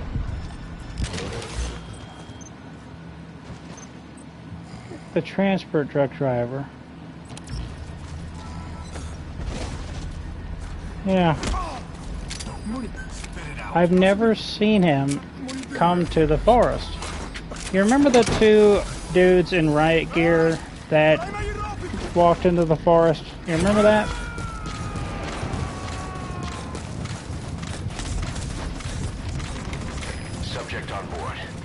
Well, one of the reinforcements is like 2 more of those dudes. And I have never, ever seen them actually go into the forest. I've never seen the second set of riot gear dudes go into the forest. It's never happened. And I always have to go get them here at the guard post. That's not too far away from the forest once they give up the search to find our dude who's still in the fucking forest.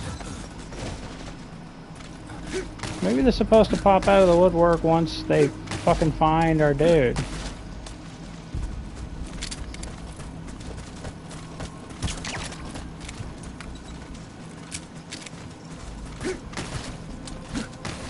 But they always go back to reinforcing this guard post. And whenever it comes to this guard post, they can be fucking anywhere.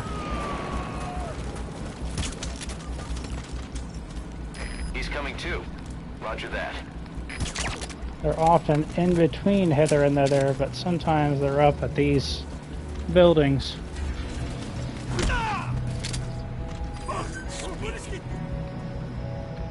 Where are your friends?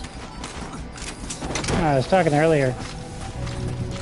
There's an Armored Core game that there was a front mission game that was a live action game, an action game. You gotta extract him. And it was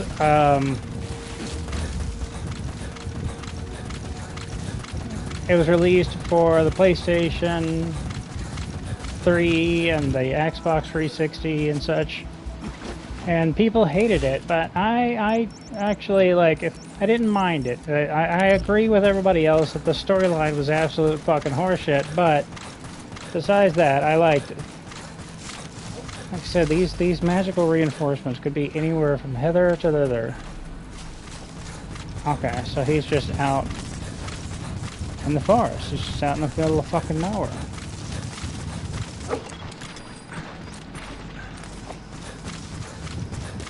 You're not even it, dude. You're not even the dude that I'm looking for, I don't think.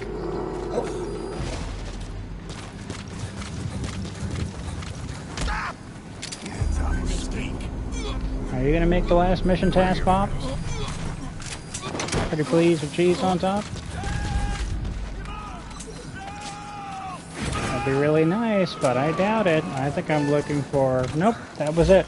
That was the last guy. Subject on board. Thought I was looking for 2 more. Roger. Thought I was looking for 2 more riot gear dudes, but whatever, it doesn't fucking matter. So that particular, like, that particular front mission game, the one thing that I really liked about it, besides like the action and stuff like that, like I said, the storyline was shit, and it's probably non-canonical at this point, but who knows or cares, because the series has been dead for fucking 5 ever. But like the Jesus Christ, look how bloody our man is. Fuck me.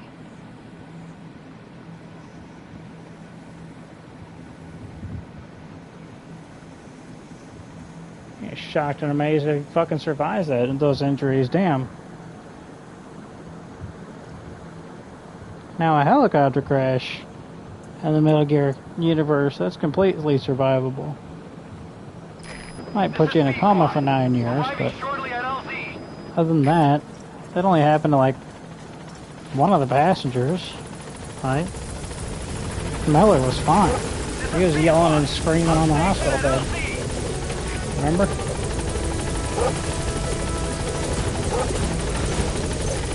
Come on. Extraction of target.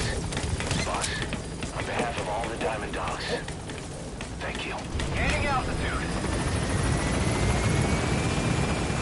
But I was really proud of that particular front mission game because you used the whole controller. Like all 4 of your weapons were like mapped to the 4 buttons. Like you used your whole fucking controller. Now apparently things got really wacky because I had a friend in middle school and high school that had Armored Core games, but I never got into it. And apparently you like turned your controller around completely backwards so that you could better access the entire controller. They're gonna tell stories So about this nothing's as bad as that, right?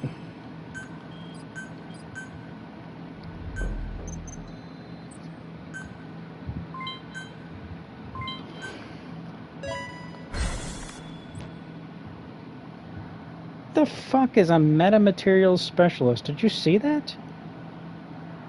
That was that guy's skill? That's that guy's specialty? It's like a paranormal investigator. I mean, this shit sounds made up. What the fuck are you talking about?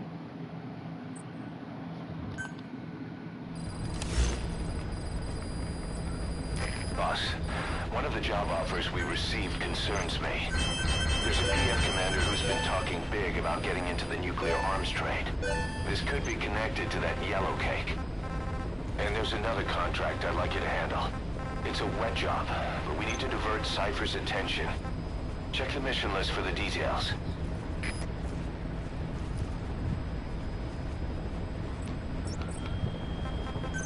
Might as well.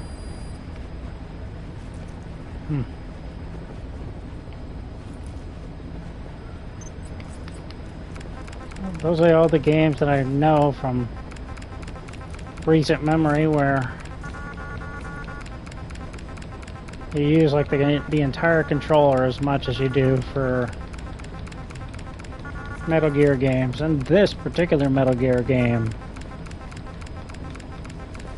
Metal Gear Solid 4 could get pretty intensive at times with using the entire controller.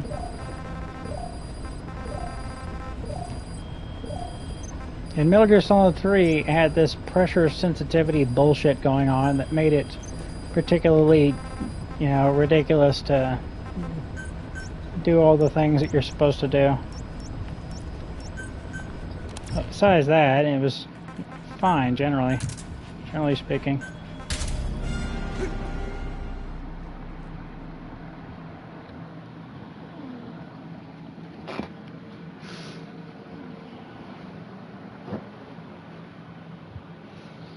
So my job as a guard, essentially, Master at Arms, Anti-Terrorism Force Protection / Military Police, United States Navy. Guard. So my job as a guard in Gen 8 was largely either to be in charge of ship support whenever ships did pull in Busan and I was down there, or for the rest of the time to guard the base, to guard Chennai Naval Base in some way, shape, form, or capacity, either by patrolling it or sitting at one of the gates and checking IDs.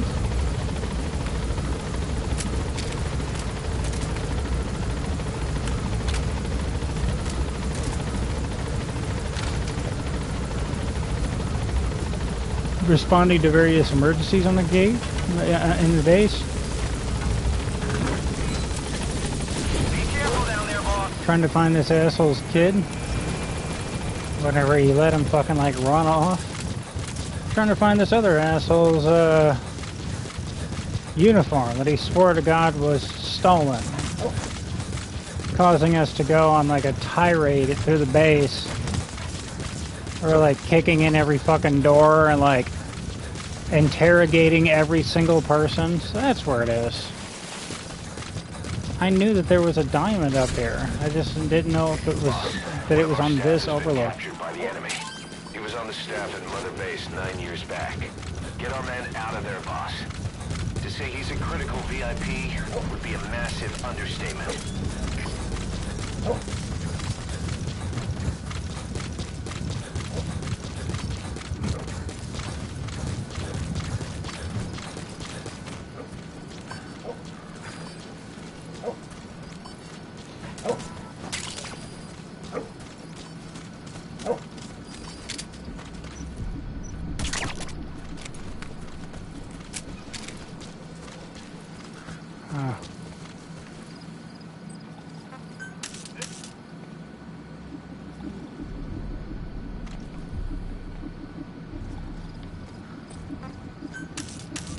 You too, big boy.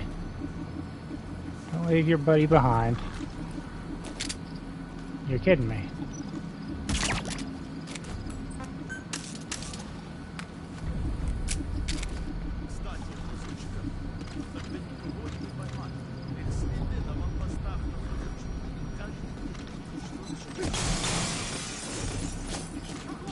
Yes, I can silently break glass.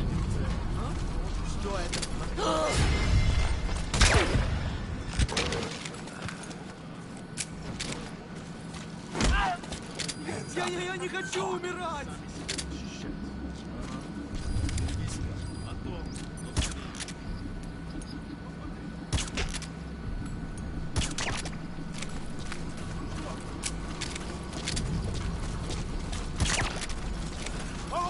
С тобой все в порядке?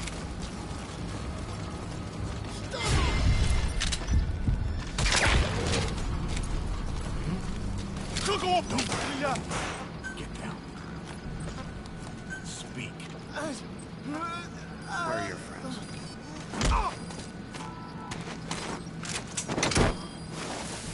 So, my job at Tinker Air Force Base was slightly different. It was largely the same, but had a different spin on it, a different flavor. I knew it.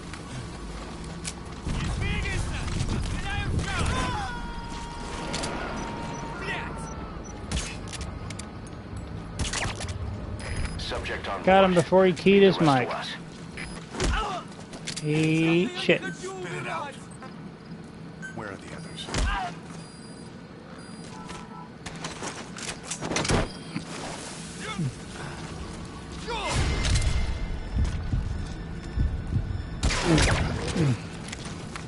I said before, if anybody on this entire outpost is even suspicious, Where are your friends? I'm checking something out. I cannot use the box teleportation system.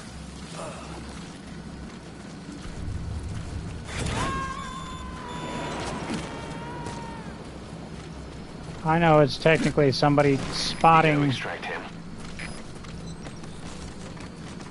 the box and putting it in the back of a delivery truck and then delivering it from one delivery point to another. I know that, but functionally speaking, it's a box teleportation system. Okay, so he didn't hear that. Even though he was precisely 30 meters away. aboard. Leave the rest to us. Where are your friends? Okay, okay. Here we go, here.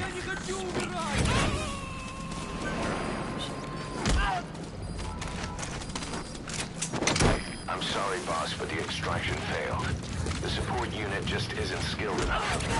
If you want to increase the success rate of full extractions in bad weather, you need to improve the support unit.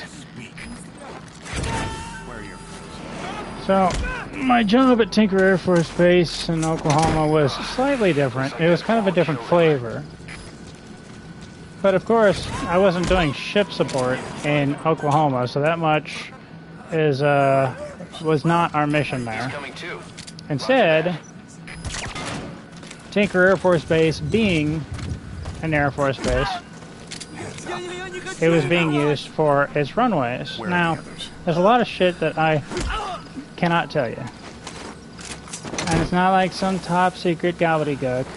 It was secret. And I had the clearance for that. And some of it was FOUO, and some of it was fucking PRP. Those are all designations involving different aspects of stuff. You don't need to know. You wouldn't want me to put myself in danger. See, it's Hideo Kojima again.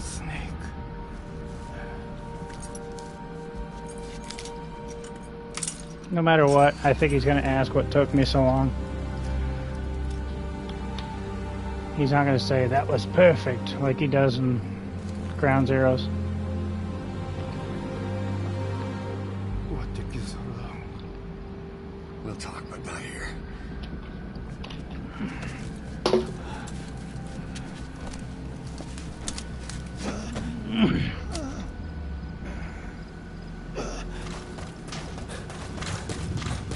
He's coming too.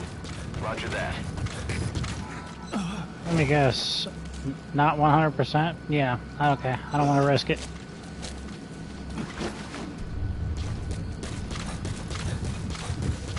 I think this Mamma Jamma over here is the last dude on base. So I think I'm just going to go ahead and take him with us too.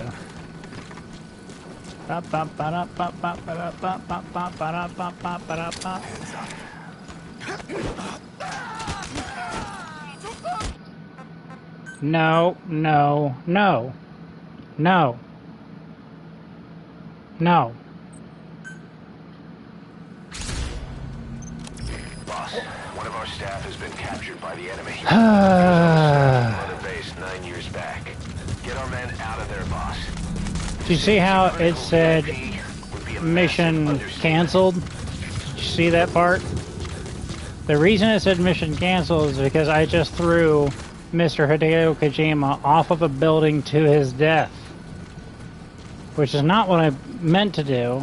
Once the targeting reticle for that particular guy remained red, and once that was, you know, the situation that I was being presented with, that's whenever I made the executive decision to throw Mr. Kojima at this other, at this guard.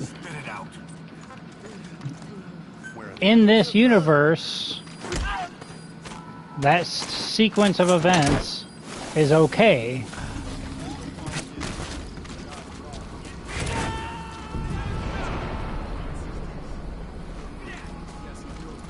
You gotta extract him.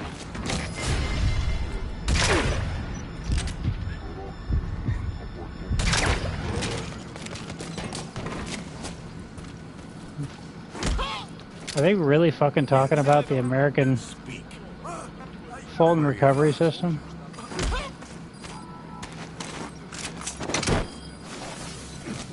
Like, it's possible that they could find out about that information, but still, it's a very obscure system. It was barely ever put into use.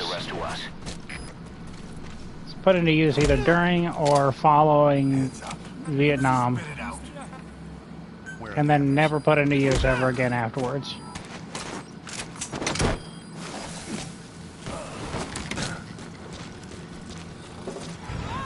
That was wild. You know, like I managed to throw Mr. Kojima at Roger that.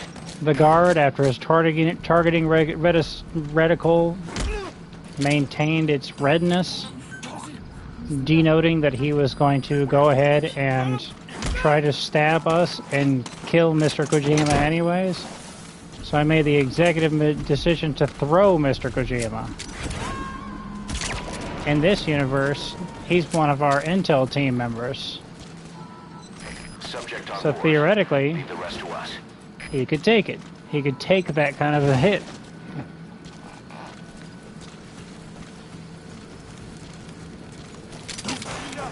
On the ground. Talk. Where are the others?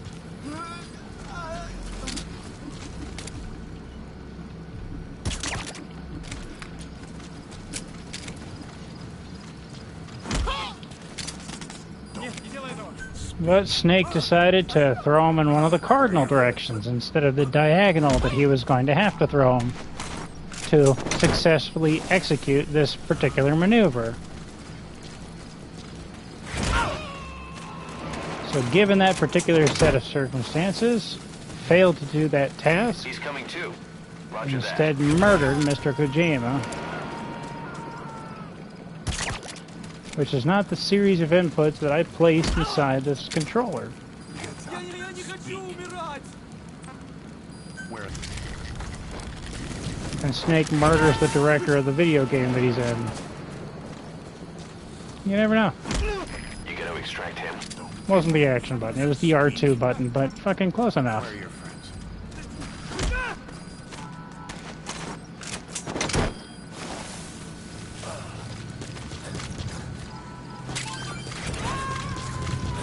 Not all the buttons do what they say that they're supposed to do on the 10. You've got to be fucking kidding me.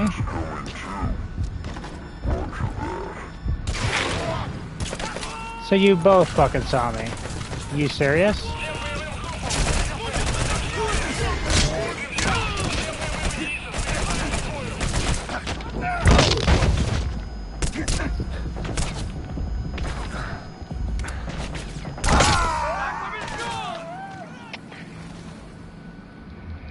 Snake, talk to me! Snake! Didn't expect to have this much trouble with this side mission. Boss, one of our staff has been captured by the enemy. He was on the staff at Mother Base 9 years back. Get our man out of there, boss. To say he's a critical VIP would be a massive understatement. So, secret is a designation. Secret information is a clearance. But so is FOUO for official use only. Did I say that right? FO for official use only. UO, yeah. Where are the others? And then of course you have top secret clearance, right? So that's a real important shit. He can fucking see through the wall, but only in this particular circumstance. Roger that. Lie down. Spit it out. Where are your friends? That's what he was shouting about. And that's what he did last time, is he magically saw through the wall and began shouting reassuring nothings into his fellow soldier's ear about how he was going to shoot down the Fulton recovery balloon. So I had to stop him from getting on the horn, getting on the radio, and calling for backup, because he just witnessed through the wall one of his pals escaping the surly bonds of Earth.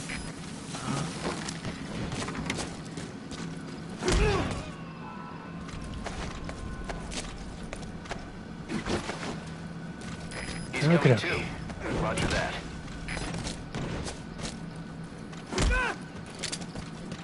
So my job in Tinker Air Force Base was a little bit different.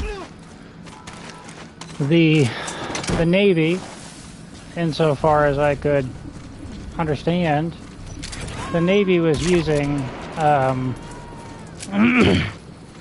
the runways, the air compatibilities of Tinker Air Force Base. At the time, I got there late 2009. At the time, the Navy was doing this big thing with EMP shielded planes. Now you remember that whole thing with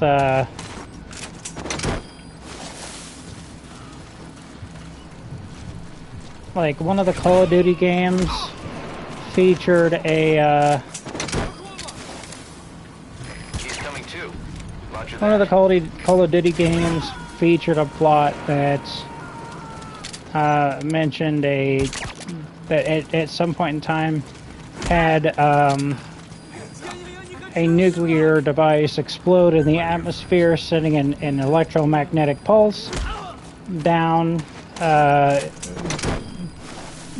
to the surface of the Earth that, you know, fried all the electronics in a major area and stuff like that. Do you remember that whole thing?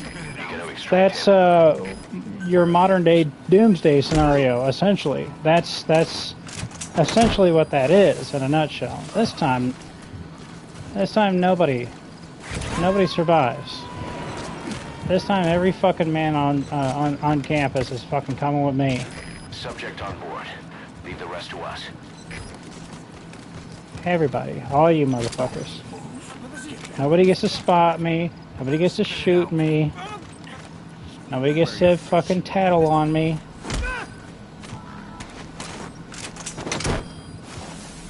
Oh, this time he fucking sees this whole incident go down, huh?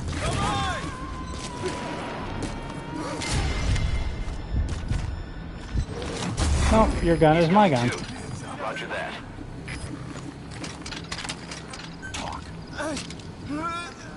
Where are the others? They were within earshot earlier, but now they're just deciding, apropos of nothing, that it's... You gotta extract him. It's not their business. Speak. Where are your friends?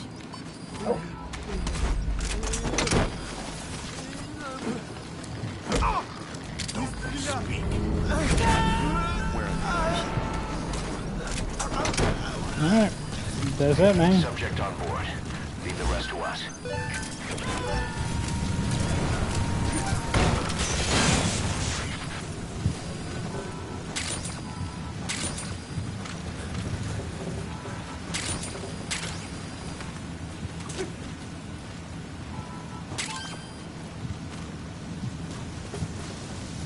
Not much can be done.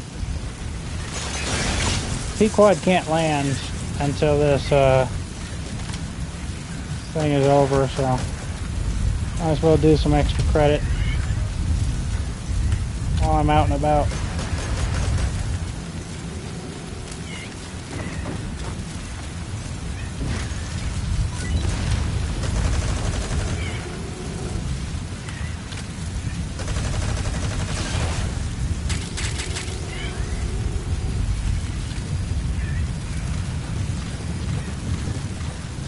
Really should start carrying a shotgun while on free roam.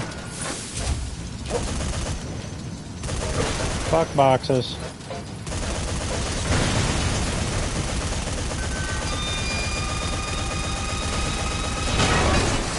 So there's secret clearance. There's top secret clearance. I never had top secret clearance. Top secret clearance is for people who need it, and I never needed it. That radio message is because there's now magically another person. It's these two jokers.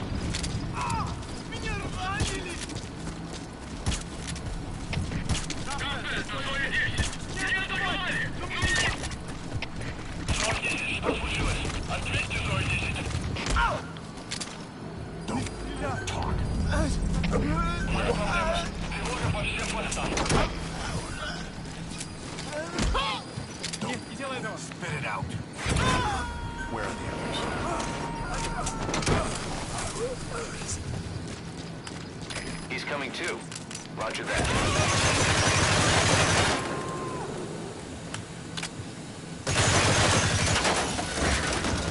Okay.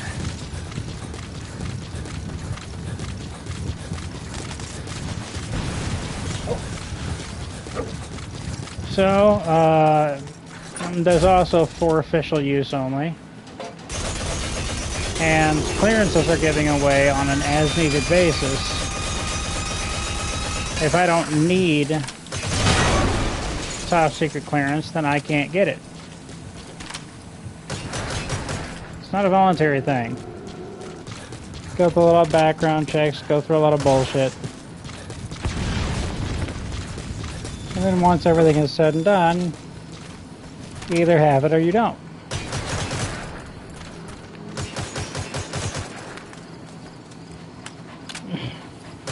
Well, PRP is a clearance that's sort of on top of FOUO, for official use only.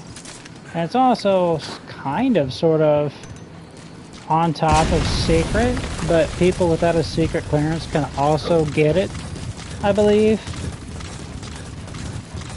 And so PRP somehow or another deals with nuclear devices. It has some relationship with nuclear devices in some capacity, even if it's just an EMP shielded grenade or an EMP shielded plane.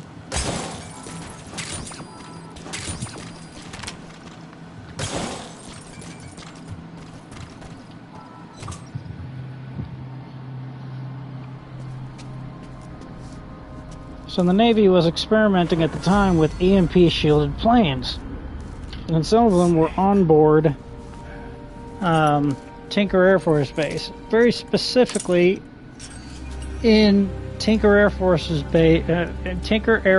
Base's tiny Navy base on its base. If you don't believe me, you can go to the contractor's truck gate. We'll talk about that here. Like, you can go to Tinker Air Force Base, tell them you're a contractor, they'll tell you to go through the contractor's truck gate. You can go around to the contractor's truck gate, and if you're in the right spot, in the right position, you might be able to literally see the little miniature base for the Navy inside Tinker Air Force Base. Or you can just look up images of it online. Either way is fine by me. And that's where VQ3 and VQ4 lie. Now, I was officially stationed to VQ3. I was part of VQ3's unit. So I was one of the squadron in VQ3. Because after all of my training they train the shit out of you the entire time that you're in South Korea, because there's a big scary man up north and nobody ever signed an official ceasefire, and the Korean War hasn't technically ended yet. Yeah, there you go. D-Dog just pee randomly. So, is there any other side-offs that are in Afghanistan? Or are all of the rest of them in? Nope. There are still side-offs in Afghanistan. Very cool. And they're all out in the middle of fucking nowhere. Very cool. So, you go, I stay, Mr. Kojima. And I'll see you back at Mother Base. Remember, it is Taco Tuesday. Arriving shortly at LZ. So they train the shit out of you the entire time that you're in South Korea. There's a big scary man up north. You know, nobody signed a ceasefire. The Korean War has not officially ended, blah, blah, blah. So at the end of the day, you know, they train the ever-loving shit out of you the whole fucking time. And they take everything super duper seriously. So by the time I was done with all that gobbledygook fucking horse shit, I was ready for some action, right? So I was looking around, I was looking at all these different things. So the late great Richard Machowicz of SEAL Team 2 fame. He was also the star of Future Weapons, either on History Channel or Discovery Channel. I don't know which. I'd never watched the show. But the late great Richard Machowicz, he had a book. It's called like The Warrior Mind or some shit like that. I don't know. Just search fucking Richard Machowicz's book.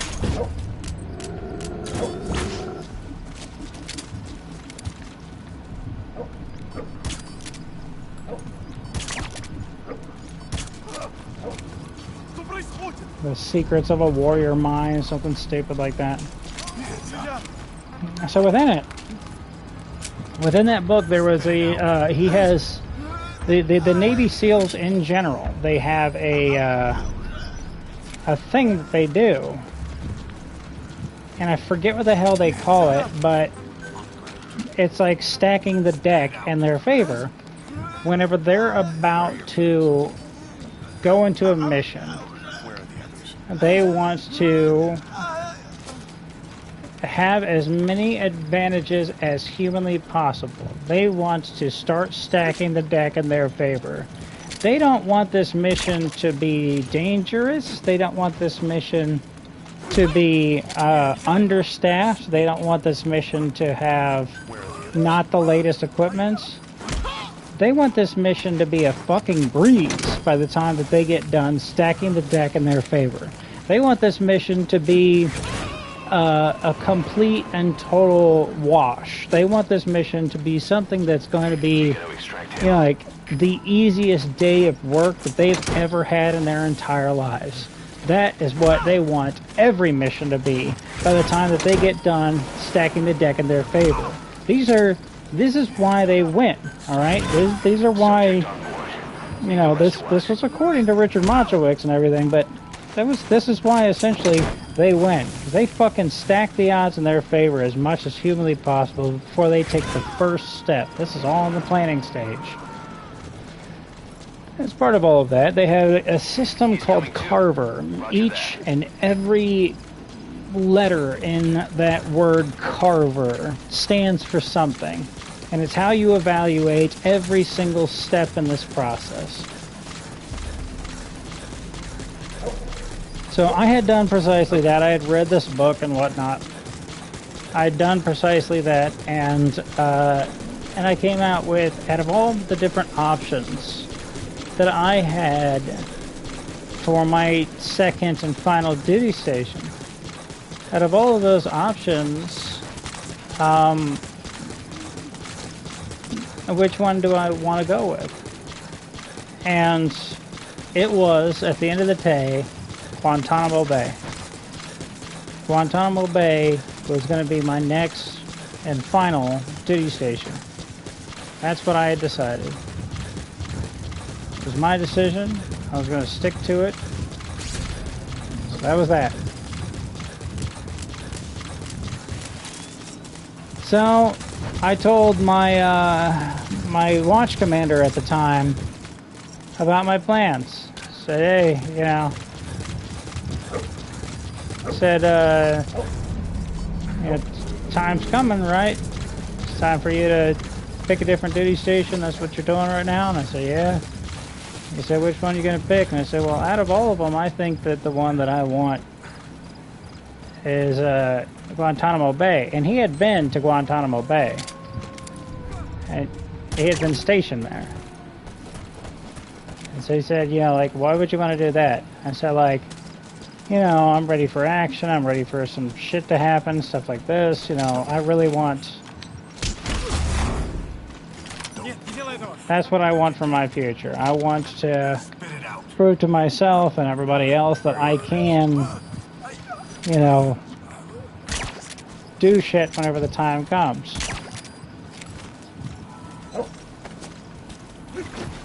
I'm taking out this guard post because, of course, I'm doing mine clearing. You know, investigate the explosion. And if they do that, one of them might step on one of the mines. It's not going to be good. I have to protect these people from themselves. why no hot plates are allowed in the barracks. Speak. One day, somebody actually took a hot plate in the barracks. You know what happened? Hands up. Chernobyl. Spit it out. I'm kidding. Where are the others? Someone once stepped on the sergeant's grass. You know what happened? World War II. You gotta extract him.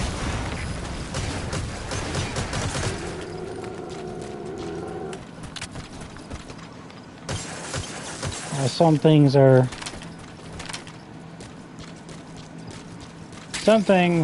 are they make it seem really important when it's really not. But the examples I used, you know, I think, like I said,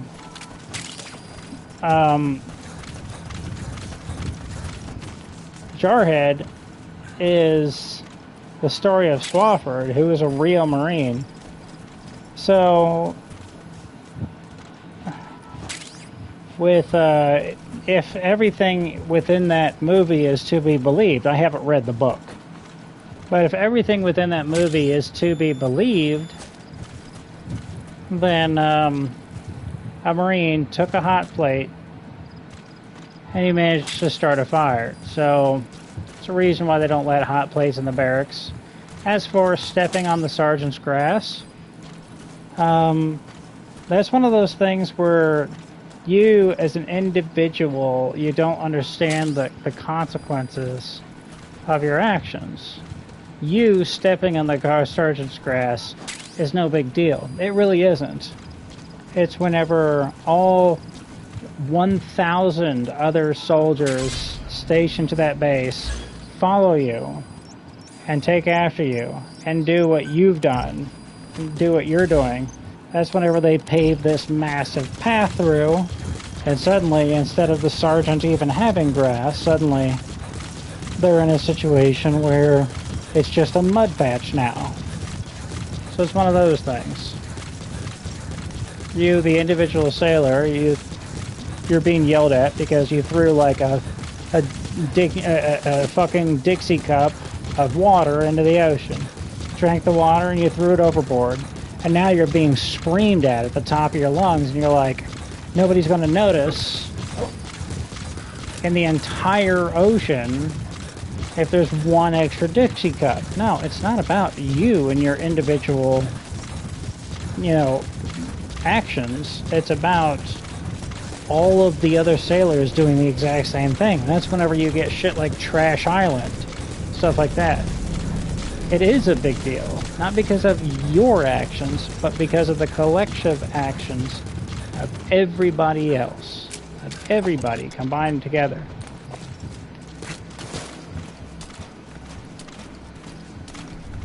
Man, no matter where I try to sneak up on him, he keeps fucking turning in my direction like a haunted painting.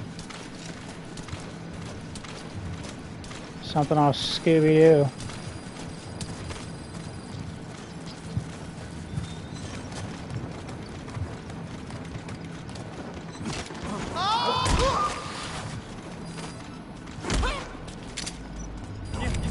Talk. Where are the others?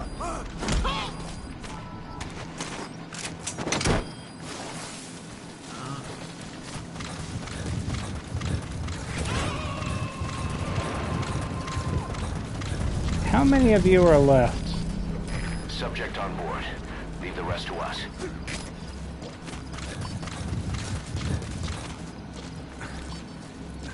You know, whatever. Well, they forced my hand now. Because he's suspicious. And if he's even fucking suspicious, then it's a done deal. Cannot use the box teleportation system.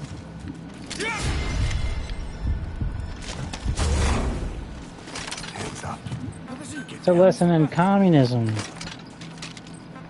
Your gun more like our gun. Where are the others? Don't be so selfish, comrade.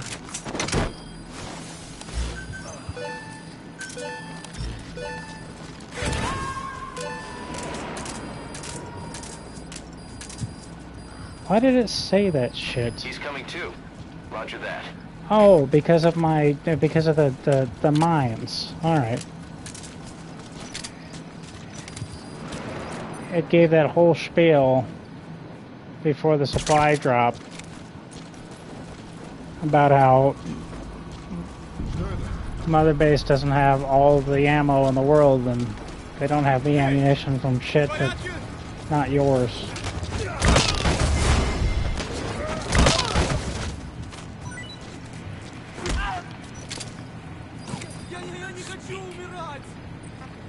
Where are the others?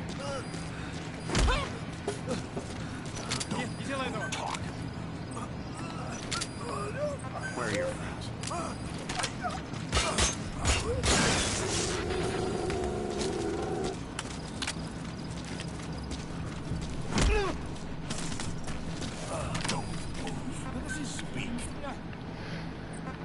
Where are your So I had decided that I wanted to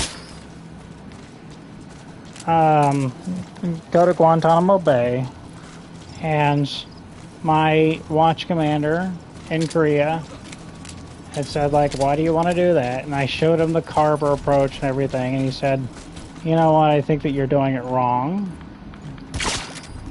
But the main thing is that Guantanamo Bay is going to always be there. I want you to, I don't want you to take my advice 100%. You don't have to believe me or nothing, but Guantanamo Bay is always going to be an option. Wait at least 1 month. Just wait 1 month. And whenever something else pops up, if you do your little calculation again, then once all of that's said and done, then you can choose. Then you can choose whether or not you want to do this. You know, you still want to go to Guantanamo Bay. So I said, okay, all right. So that's what I did. That's what I decided to do. And that month, President Barack Obama announced that he was going to shut down Guantanamo Bay. All of the billets for Guantanamo Bay, the job openings for Guantanamo Bay, all of those dried up overnight.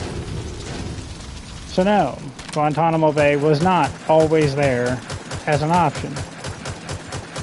So the next month, I had to choose something different. And the most action-packed shit. There was a billet open for a ship, so I could be one of the rare Master-at-Arms that actually get stationed on a ship.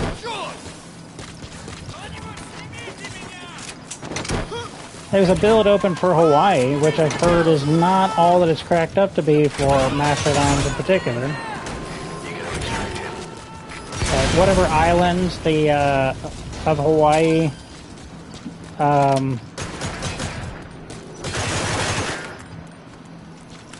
whatever island of Hawaii that the naval base is on is not the best one. And it's, you know, literally islands away from anything good, apparently. But that sounded too relaxing, and I was ready for action, you know. So, with everything said and done, and my options dried up, I did put in for a Riverine slot, Mudwater Navy, but I didn't get it. So, one of my other options was a squadron. I was told that squadrons deploy constantly. Squadrons deploy constantly. So there's like a nearly 100% chance that I'll be deployed. I'll see action. There'll be like you know. And the thing is, squadrons do deploy constantly. But whenever they deploy, they don't deploy like the rest of the United States Navy. Whenever the United States Navy deploys, it does it in a way where, like, it only does it like a couple every couple of years or some shit like that.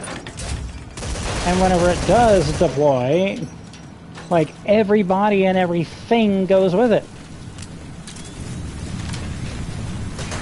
The aircraft carriers, the destroyers, the cruisers, the vessels, the aircraft carriers fully loaded with all the aircraft. All of these things, all of these pieces of the puzzle, they all get deployed all at once. And then whenever they're gone for months. They can be gone more than 6 months.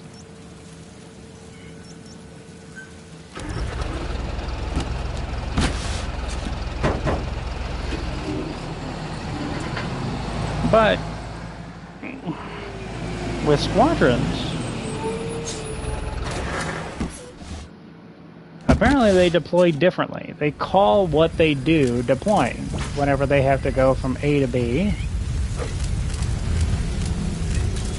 Whenever there's a mission to be had, but it's a lot different than the deployments that everybody else is used to in the Navy. But they still call it a deployment, even though it's not what the rest of the Navy does. I'm being very specific about this and relaying the information to you the way that it was told to me, because this was an exact argument that I got into with a former Navy spouse that I matched with on Tinder, who, like a lot of Navy spouses, thought that she knew the ins and outs of the Navy better than the people that were actually in the Navy. At the end of the day, whenever she continued to argue with me, and I was showing her, and she kept saying, like, you're lying and stuff like this, and I was showing her more and more proof, you know, that everything, and she was, like, you know, swearing up and down that I was looking up information online. Finally, I said, like, if you think that this works exactly this way, that all squadrons are attached to a boat, then tell me what squadron VQ3 in Tinker Air Force Base, what boat are they attached to? And she was like, I don't have to answer that question. I said, she's like, I don't care that you are lying, that you're a liar, but, yeah, and I said, listen, I've talked to you about, I've given you my name, I've given you my full name, I've given you my birth date, I've given you my branch of service, I've given you my years of service. That's everything that you require in order to look on the DoD's website, the Department of Defense website, in order to verify my military service. I've given you various pictures and various other photographs and everything. I've given you articles and links to different, you know, things so that you can fully get a grasp on all this PRP nonsense and all this kind of stuff. I've given you everything. But for me, I'm only asking you one singular question. If you believe that this is definitely 100% the way that the Navy always works, then pretty please with cheese on top, tell me precisely what boat is the VQ3 squadron attached to. Just that one squadron. That's all I'm asking you. This particular side op is a trap. Much like Skullface said in Ground Zeroes. Big Boss knows whenever it's a trap, but he'll come anyway. That's just the type of man he is. This is a trap. Whoever hired me did so. They spent this money in an attempt to assassinate me. So there's a prisoner over there. There's also probably about 4 snipers who've got eyes on them at all points in time. As soon as I grab that prisoner, Hands up. they try to stab me. On the ground. Speak. Where are the others?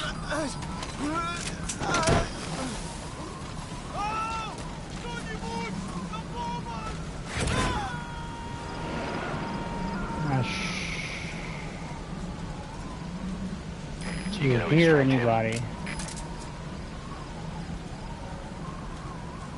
you see anybody?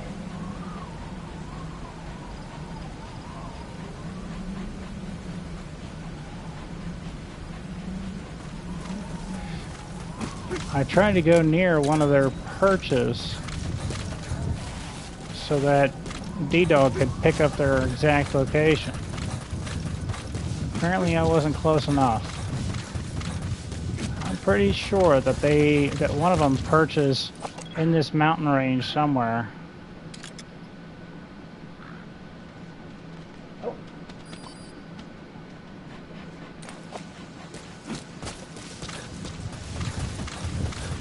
Like I said, like the little outlines of every single person that's supposed to be representative of, yeah, see, there he is. Told you. Are supposed to be representative of Snake's other senses, the senses that you don't have as the player, but if he does in the field, like the senses of being able to hear exactly where people are just by listening really hard, that sort of thing. That's what that little outline nonsense is supposed to be representative of. Now, the marking with this little reticle indicator above everybody's heads, that marking stuff, that's supposed to be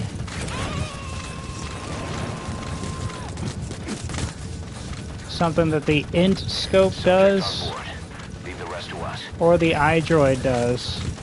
So that shit's magical, but the little outlines and everything is just supposed to be reminiscent of his skills.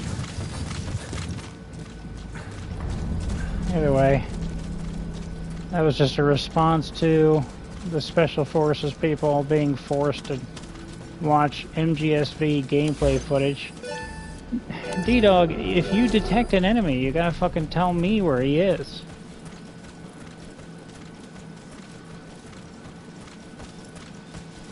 Can't just, oh, there's an enemy. You can't sleep when enemies are nearby. Okay, well, where's the enemy?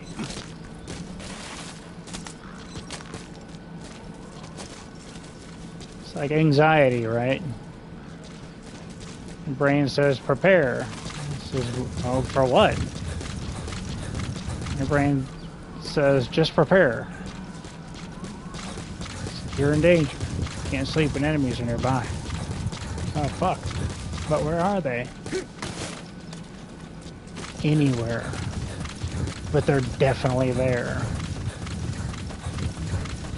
Thank you, that's very helpful. Okay, so we do have one guy over there at least.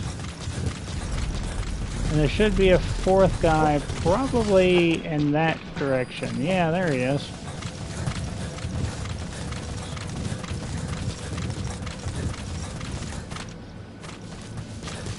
That should be our 4 snipers. I don't think that there's any more than that. Could be wrong, but I don't think so. Nothing overhead. Come over with me. Reach for the sky. Where are your friends? There's a snake in my boot.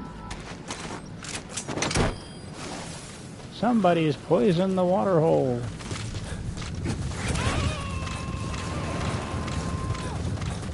Okie dokie. He's coming too. Roger that. So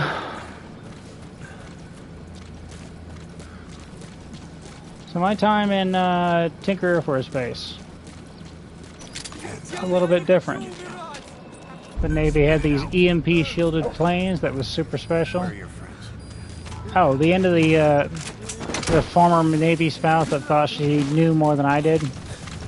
The end of that story is, well, she didn't want to answer my question, so she did. You gonna extract him? She ended the conversation, never talked to me ever again.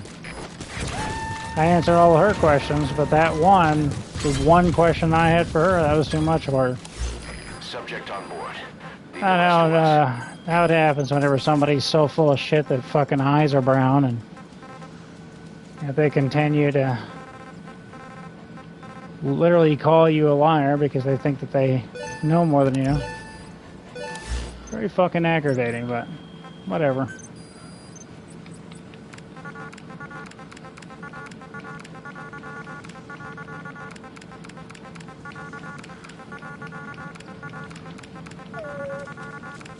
But at Tinker Air Force Base, I was with VQ3. By the way, like, whenever I showed up for VQ3, I was like, I am ready to deploy with your squadron or whatever. They're like, yeah, we don't need any Master at Arms. And I said, why? I said, there's already, like, military police on the bases that we landed at. And even if there wasn't, we'd still have, like, the regular-ass cops. Like, there's no reason for us to take Master at Arms with us whenever we deploy. So it's like, that sucks. And I was like, so what do I do? And they're like, we're gonna assign you temporary duty to Comstrat Wing 1. The Commander Strategic Wing 1. Just like all the Master at Arms that we get on this base. So I marched my ass over there. And started the first day of work there. I was never not temporary duty there. There was only one person that I ever worked with that went on one of these little miniature deployments that the VQ squadrons went on, and it was to Washington. New fucking side ops. You fucking kidding me? Lamar Hot Tape Palace, huh? And Dismasi Lamar. What a fucking barrel of laughs.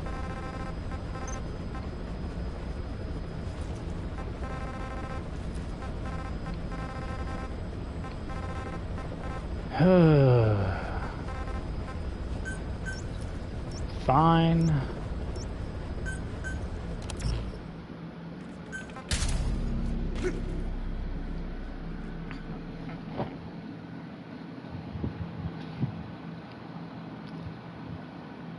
So, I didn't get the action-packed end of my career, but like I said, I'm very lucky for that.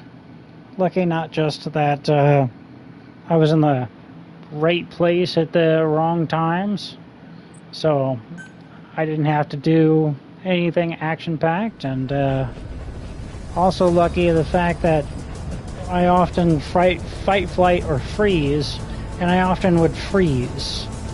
There's very few times that I actually sprung into action. So, the great fear was that once something really bad happened, I would freeze. And it doesn't say anything about me. There's a spattering of therapists and medical professionals of the mental health variety that are on YouTube and run their own YouTube channels. And one in particular that I saw, of course, was helping people to not feel bad about their body's own impulses. Because, of course, at the end of such an incident, everybody's looking for somebody to blame, right? And so they look at, like, the cop who, you know, had his gun in his hand, but he didn't shoot, or didn't get to his gun on time and everything. And they blame him, but a cop isn't a magical human being. I know that it's your job to protect and serve and whatever, but at the end of the day, you're still a fucking human being. There's only so much that can be done. There's only so much that you can do. Whenever your body, as a human being, whenever your body's natural instinct is fight, flight, or freeze, like what do you think, that like being in the military, that there's something that they can do in boot camp that can make you completely inhumane or inhuman now, and you no longer have the fight, flight, or freeze reflex?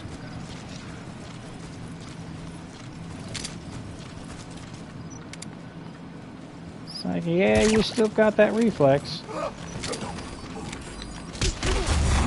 And targeting reticle was still red. On the ground. Spit it You're out. gonna try to stab me. Where are the others? I'm not trying to take out everybody. Just trying to take out the people that are gonna hear me trying to Bolton everybody else. So there's a chance that that guy over there by that burning trash can was gonna spot me. A burning barrel. Where are you? Subject on board. Leave the rest to us. So, like I said, I was very lucky for everything that happened while I was in service to have happened in the precise configuration that it did. He's coming too. Roger that. The weird thing is that the therapist, whenever I watched the video about fight, flight, freeze, and about the frozen thing, Where are the others? like, it was all about how to, like, forgive yourself whenever you freeze. And she did talk about ways to get around specific situations that, you know, Subject on board. require you to freeze, or do that where you naturally freeze in those situations. So she talked about that, but not really how to get rid of it whenever the time comes. And obviously nothing that I did in training got rid of it whenever the time came. You gotta extract him. So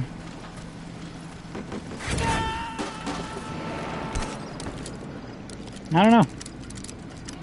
Subject on board. Leave the rest to us. That's the target.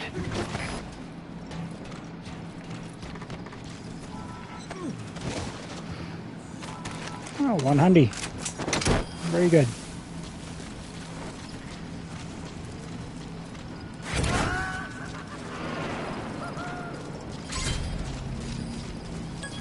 I gotta go back to the small Salomon.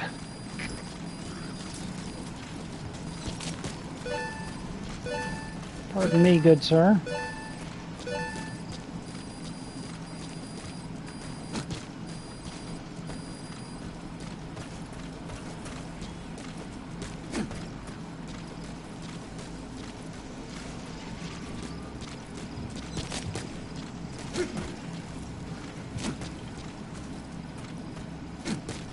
So anyway, Tinker Air Force Base has a lot of guarding planes.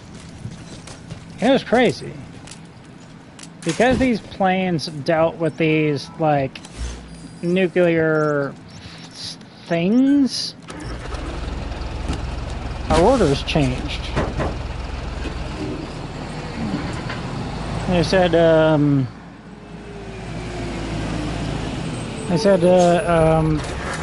the planes are going to park into this big red circle. Now, you're already on a base within a base. So, like I said,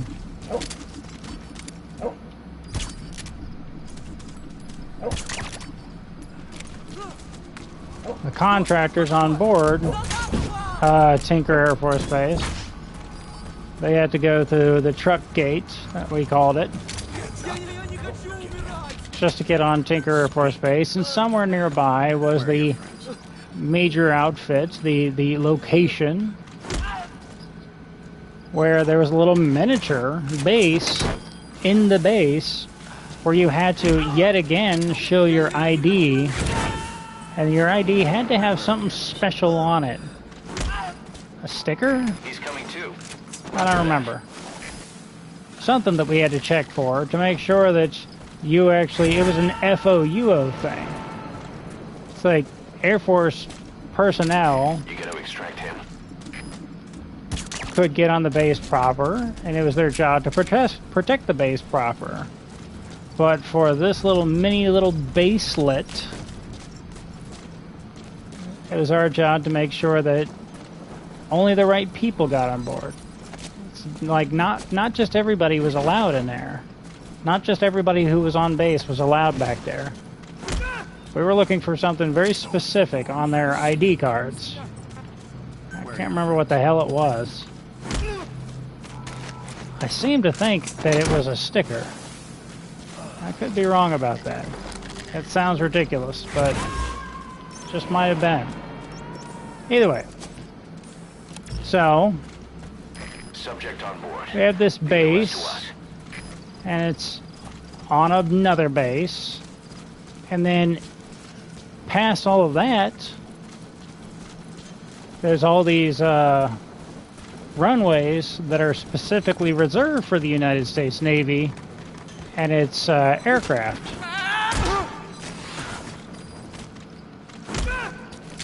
Why is it being developed in Oklahoma? Why is it nowhere near a ship or any sort of body of water that could hold a Navy ship? You know, like an aircraft carrier, which can fit comfortably 5,000 personnel on board easily. You gotta extract him. It's a very large boat.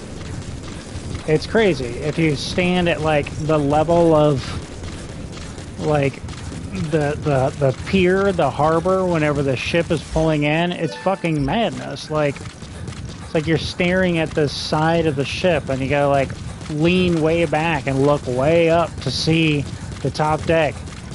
You know how they whip out that sort of like that weird set of stairs in order to get from the level of the tarmac to the side of a plane for like a passenger aircraft? You know that little thing? They whip out one for Navy boats, but it's way the fuck bigger. It's humongous.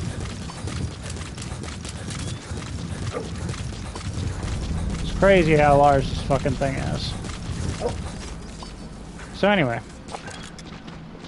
So why are they doing all of that in Oklahoma and not anywhere else? I don't know. I don't fucking know. And I don't need to know. That's for official use only. That's a need to know type of thing. That's a whole loose lips, sink ships kind of bullshit going on there. I don't know. It was my job to guard it. Do you think they fucking gave me the history and rundown of it?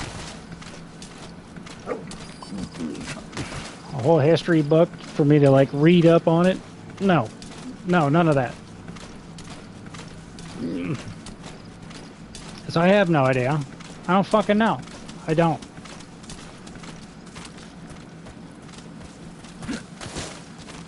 So anyway, they would tell us that on Tinker Air Force Base,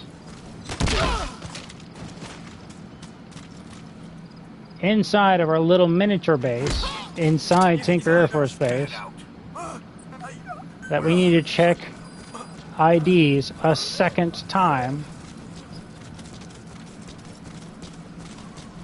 in order for these Navy planes, these EMP shielded Navy planes, are going to park in this big red circle out on the tarmac. That's what they're going to do. And if anybody who's not allowed in that big red circle, if anybody gets into that circle, kill them. I was like, pardon the fuck me? I was like, you fucking heard me.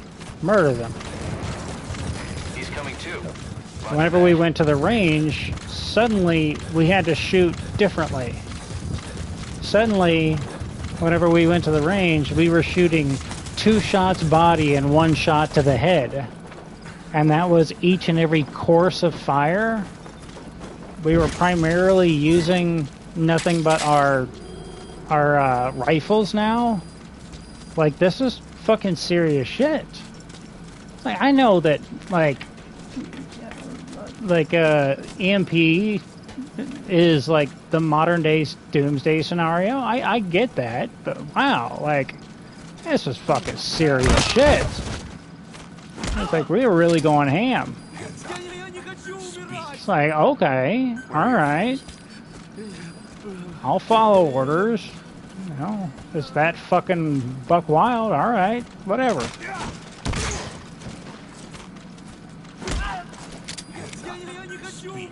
So, Where are your friends? them was our orders.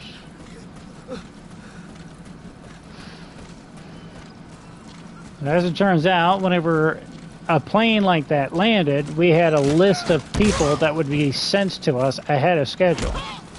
It'd be a list of personnel that is supposed to be on that particular plane, and they would come off of the plane, and we'd check them off one by one. Then eventually they would go back on the plane, and then they would fuck off. And if anybody came into that big red circle, we had a little checkpoint set up in that big red circle that was made out of 2 traffic cones. It's very technical. And everybody that would go through those 2 traffic cones, in order to get back on the plane, they had to go back through those 2 little traffic cones with us standing there. And we would again check their name and make sure that they are one of the people that came off of the plane so they can go back on the plane. So now we're up to a 3rd checkpoint that people who are extra special exclusive are the only ones that can fucking go on this plane. This is some serious shit, right? This is some fucking wacky serious shit. Like, this is getting real fucking serious, right? So one day, we used to have these base, we used to have these like little end of the world drills, I call them. And the main scenario of the drill is that Tinker Air Force Base, or VQ3, or VQ4, or Comstrat Ring 1, someone in, on, or around, maybe the whole TACAMO squadron, which stands for Take Charge and Move Out, which is the fucking corniest shit that I've ever heard in my life. But the scenario is someone on Tinker Air Force Base got hit, like nukes or something like that. And so we were to fuck off and go set up a new base elsewhere to retaliate. It's time to strike back against whoever the fuck it was, I guess. And that was the fictional scenario that we were operating on during this training exercise. It was just randomly. Every couple of months, they would just be like, pack up all your shit. You're going to be gone for about a week. And you're like, fuck, okay. And you just had to deal with it. The same shit happened in Chennai, in Chennai Naval Base in Korea while I was there. The ship support teams, whenever ships would pull into Busan, you'd have to go there for like a week at a time. So you'd just be there for like a week.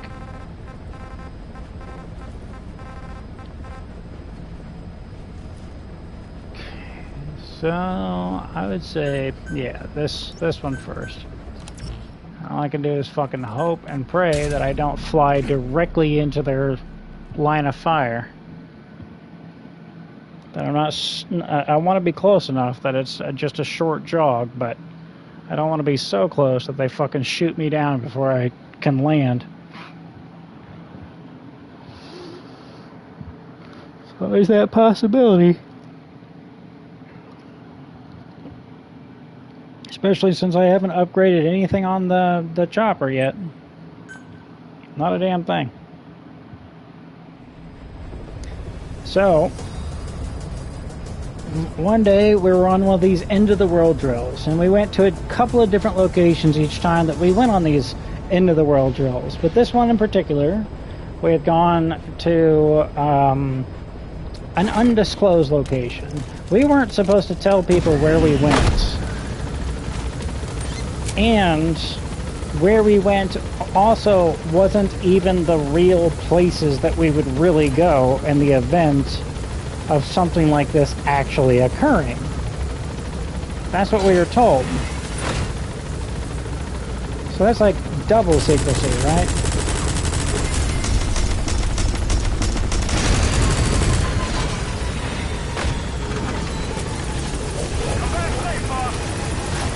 Eat my ass, other chopper.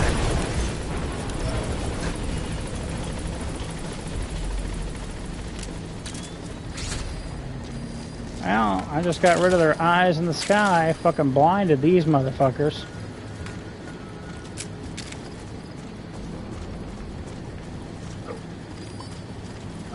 Can eat my ass like Kobayashi.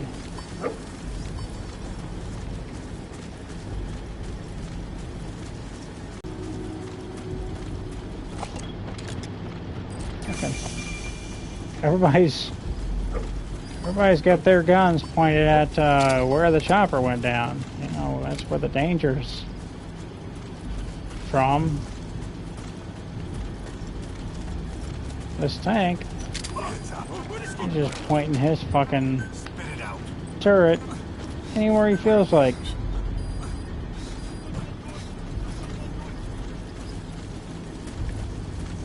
Chopper went down. Sounds a whole lot like it's none of my business. That should enable you to sneak past enemies. That little animation he just did was him shooting away D-Dog. Spit it out. Where are your friends?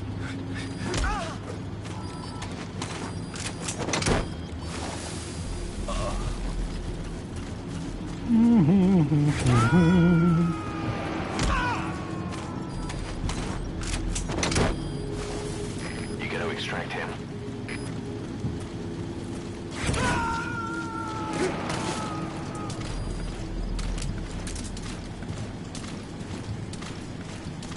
By the way, I've also never seen a laser dot sight in real life, but I also have never seen a sniper rifle in real life, so I don't know. I don't know what to say about that. So anyway, I was in an undisclosed location. One of the several that we would cycle through for these particular end-of-the-world drills in Tinker Air Force Base in Oklahoma. And none of the Air Force personnel would participate in our little shenanigans. This was a Navy-specific thing. I always thought it was funny that in the case of an end-of-the-world drill, like an EMP airstrike going off and shutting off all of the electronics for good, for like in an extraordinarily wide area, in the event of that occurring, like the Navy was going to continue to have communications.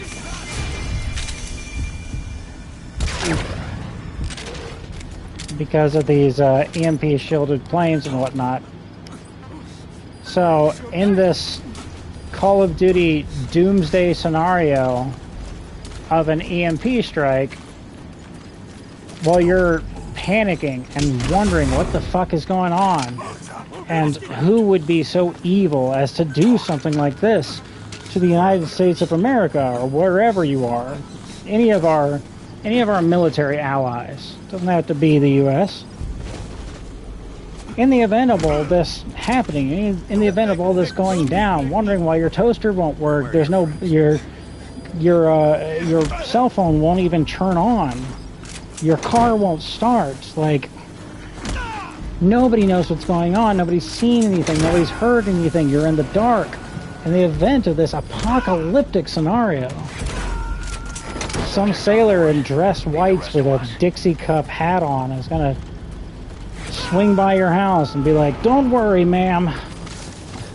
The Navy's here. You gotta extract him. Here's directions to the local nuclear bunker." Just each and every time that I thought of this scenario, it never got less entertaining to me.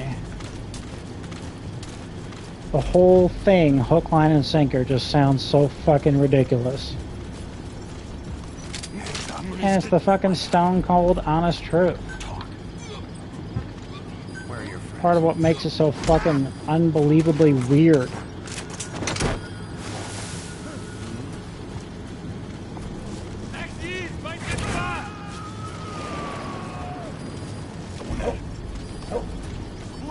He's coming too.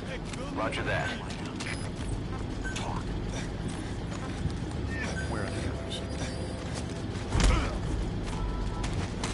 All right.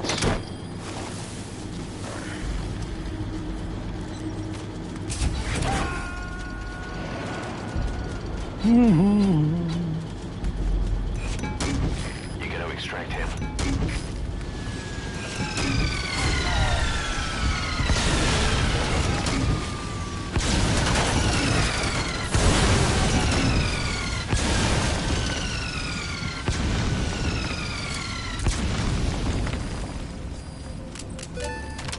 We went ahead and took out that unmanned vehicle, didn't we? Nudge, nudge, wink, wink. Doesn't count as a kill. What other explanations are there?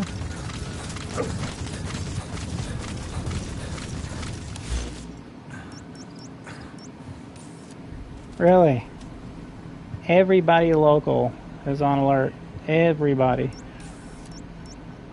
The tidy abandoned village isn't. I'm gonna do the box teleportation trick from there. So I was in this undisclosed location somewhere. Somewhere. One of the states, probably. Right? And a plane flew in. And our jobs as Master at Arms, stationed, temporary duty from Comstrat Wing 1. Our job as Master at Arms in this capacity at this point in time was to guard this plane, damn it. And this plane was only going to be stopped for a very short period of time. So that was that, you know. Just guard the plane while it's there. It'll take off pretty soon after it touches down. So, okay.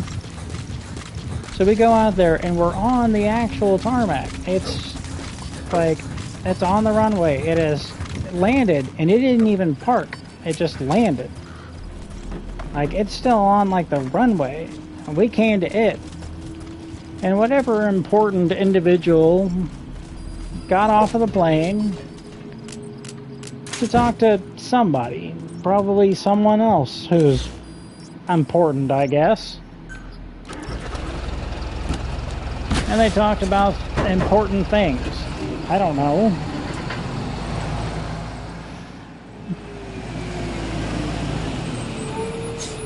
Because while the plane was stationary, while the plane was not moving, it's a much more important task to be done.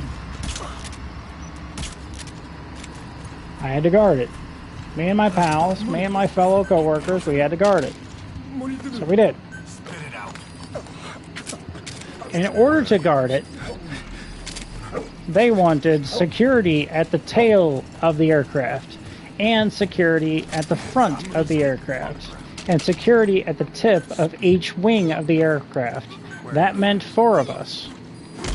So the 4 lowest ranking people on the totem pole, myself included, went out there and we guarded this damn plane. Now, here's something special. I'm I don't know what the fuck is the going on. extraction failed. The support unit just isn't Did skilled I enough. interrogate you already? If you want to increase the success rate of Fulton extractions in bad weather, you need to improve the support unit. Give this guy brain damage. Keep knocking him out.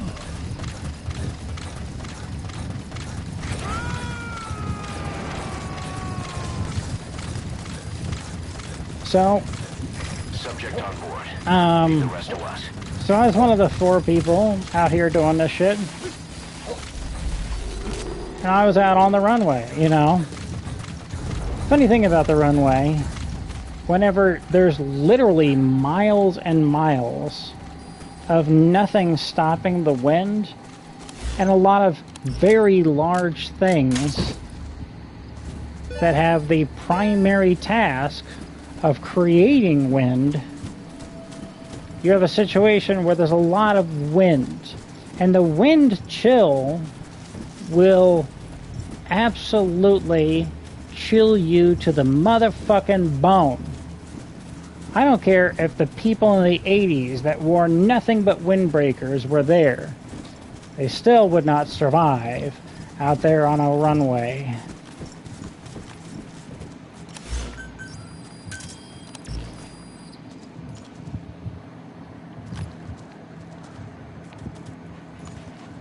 Boss, it's you. It's you, boss.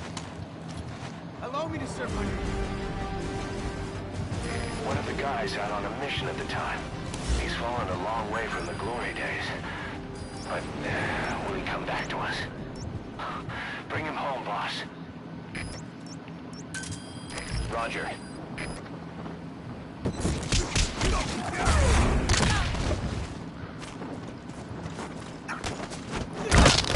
I meant to grab him and choke him, but whatever. That's the target. I remember him. He was off base during the attack 9 years ago. Bring him home, boss. He was ordering a salami. He's eating a sandwich. So the wind out on the runway, it's so ridiculous. There's a very short video online that you can find if you want. And it's of a soldier wearing, I think, a Gore-Tex jacket. And this sort of windbreaker type of jacket, it's kind of airtight or whatever. Maybe he's wearing a raincoat. I don't know. But he's wearing something, you know, some sort of uniform article that is supposed to stop the wind and stuff like that. And he's out on a flight line somewhere. And so he's out there. And the wind is blowing so hard, lifts this soldier off of the ground and into the air, where he then immediately panics and closes the jacket a bit and causes himself to fall back down to the earth before he's sucked up into the sky like Icarus, you know? Great job. Ah, All right, we'll bring him out. was gonna put him on the helicopter, but the game decided to Fulton him for me. Either way, that's a 100% chance of success. As opposed to the 90% chance that I had earlier.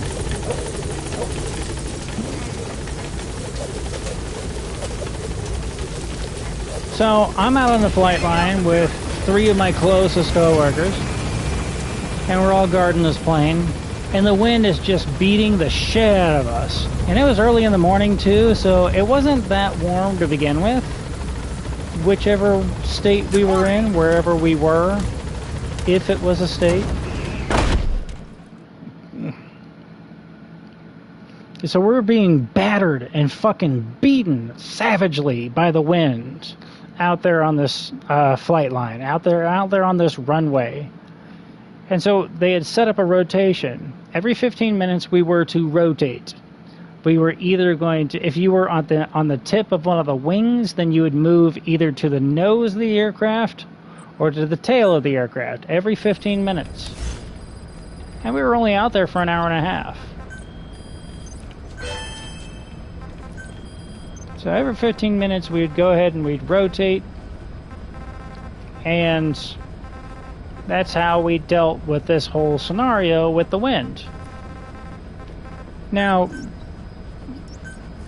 I didn't think that this was super terribly bad. I thought that this whole scenario was not the worst thing that I've ever dealt with. It was pretty fucking cold, and it was chilling me to the motherfucking bone. But I didn't think this was the worst thing that had ever happened to me at this point in time in my life. I really didn't. Each time that you'd move to the nose or the tail of the aircraft would block some of the wind. That's why they set up this rotation. So he was there for an hour and a half. So we rotated every 15 minutes. We did that about 6 times. They called us back, and then whoever was the important guy got back on that plane, and then he fucked off. Okay. So that was that. As we are waltzing back to the security teams, I look over and I see that one of my fellow Master-at-Arms has tears on his face. Tears. Crying. He had been crying. He had been leaking water out of his eyes to denote sadness or pain. Sorry, I just plucked a tick off of my back. And now I gotta cut him in a million pieces with scissors in order to make sure that he never bothers me or anybody ever again. I know you're supposed to, like, burn them to death or some shit like that, but all that does is create a fire hazard. You can just take scissors and cut them in a million pieces. They won't get back up again, I promise. They're not going to form back together like the Terminator from Terminator 2.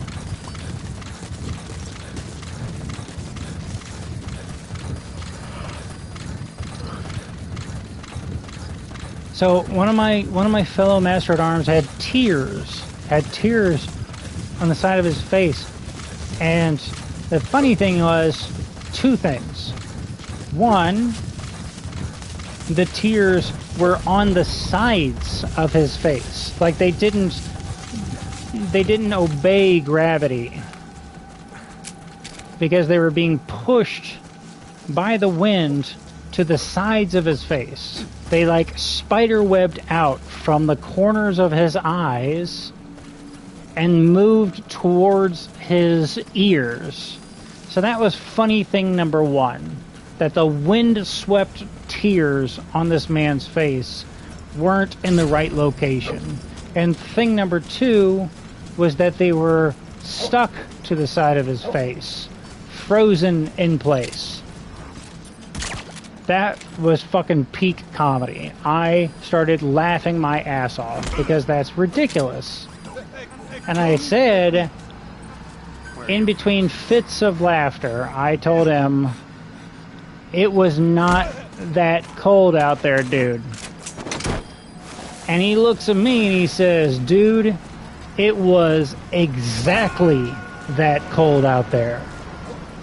It was precisely 110% that cold out there.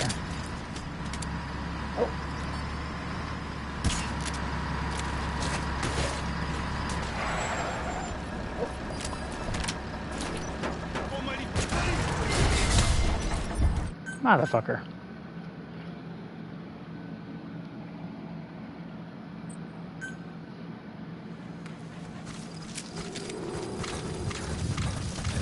So that's what that whole scenario with the 4 ZRS soldiers and 2 missions ago or whatever. That's what that reminded me of. It's that little spot, that little time in my life. Isn't that cute? You like my sea stories?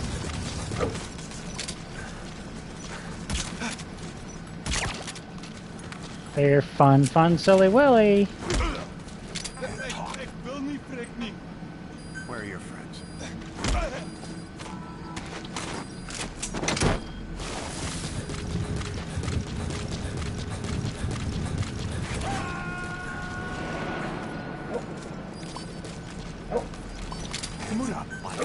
He's coming too.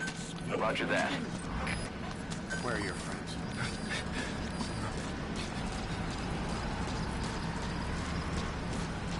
Hands up. Now,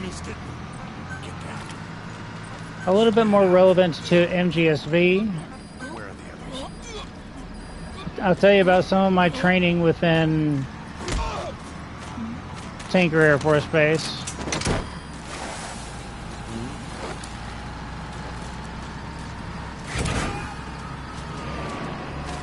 Because remember, we were dealing with nuclear, biological, or radiological threats and armaments and equipment. So we did have to have special training.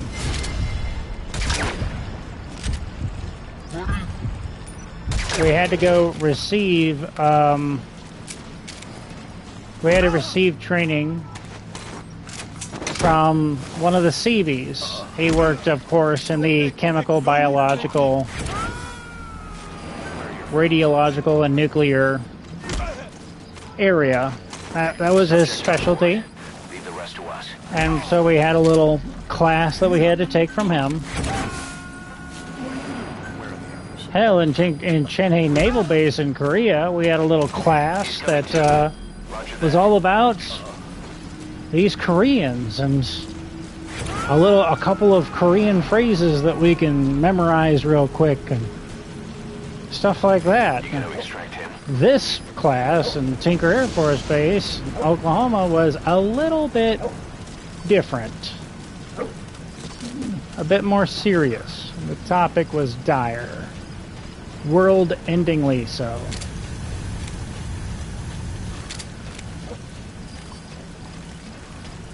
So we're in this class, and we're learning all about all of these different chemical threats and the like, and the different weapons that can be used against us of that chemical or biological nature, and how horrible these things really are. This isn't just He's coming too. Roger like that.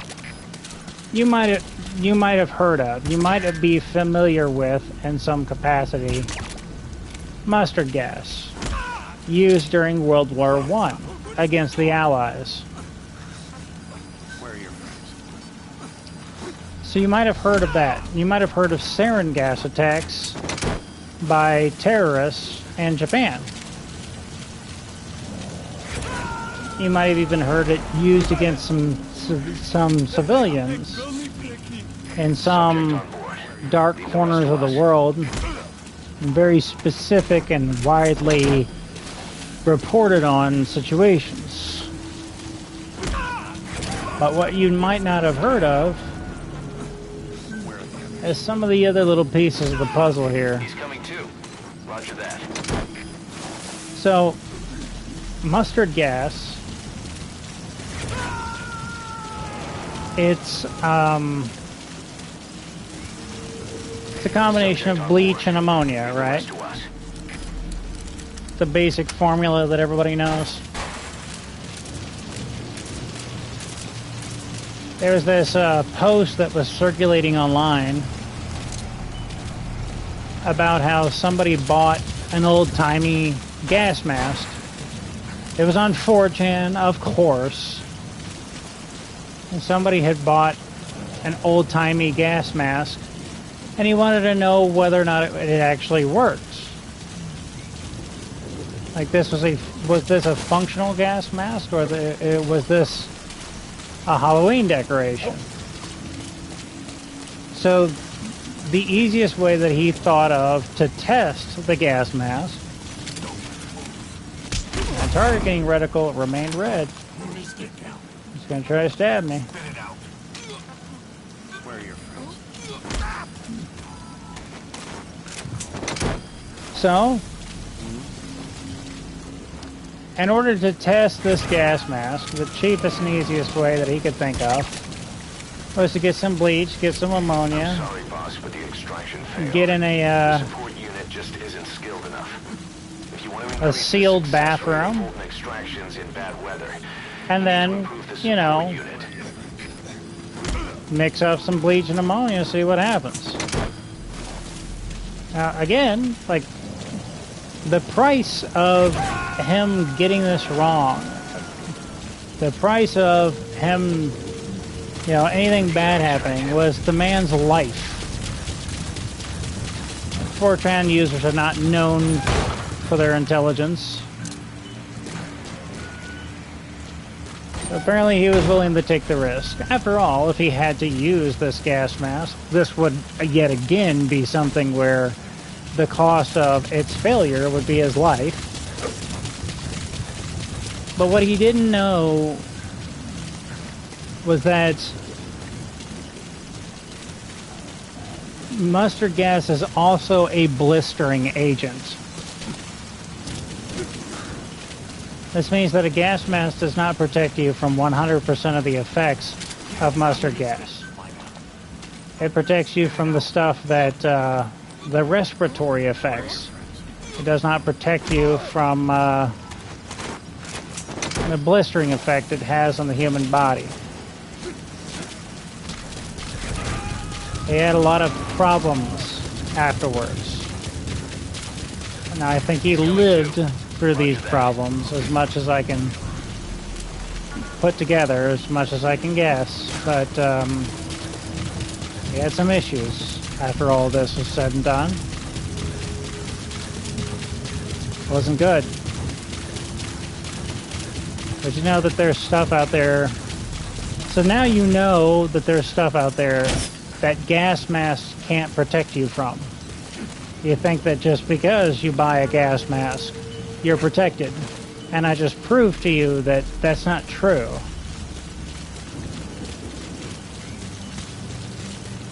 But there's stuff out there that nothing can protect you from. There's stuff out there that's the stuff of nightmares. There's stuff out there that has consequences to its use that are almost Lovecraftian. I say all of this without a hint of irony or any funny jokes. It's a very serious topic.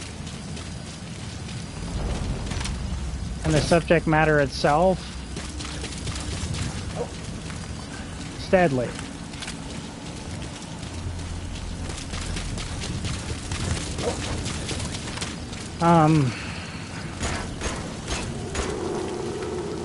Within this class, the person teaching the class did a lot of things.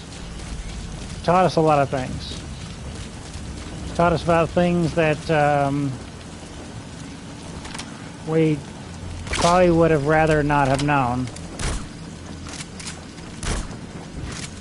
But it was necessary for us to know at the time anyways. And yet, he did in fact teach us about his, about nuclear weapons. He says, you know, there's a lot of old stuff that will teach you about what to do in the event of a nuclear flash. If you see a mushroom cloud, he says, if you're close enough to see a mushroom cloud, you're dead anyways. It doesn't matter. He says, I can tell you what they're going to tell you. What everybody is going to tell you about this scenario. I can tell you that you are supposed to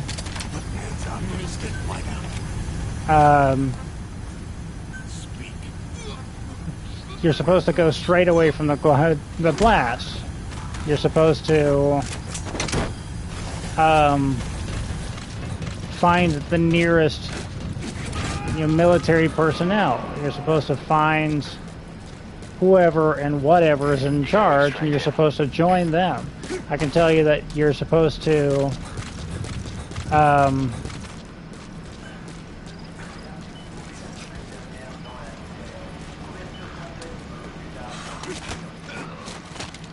that was really wonky.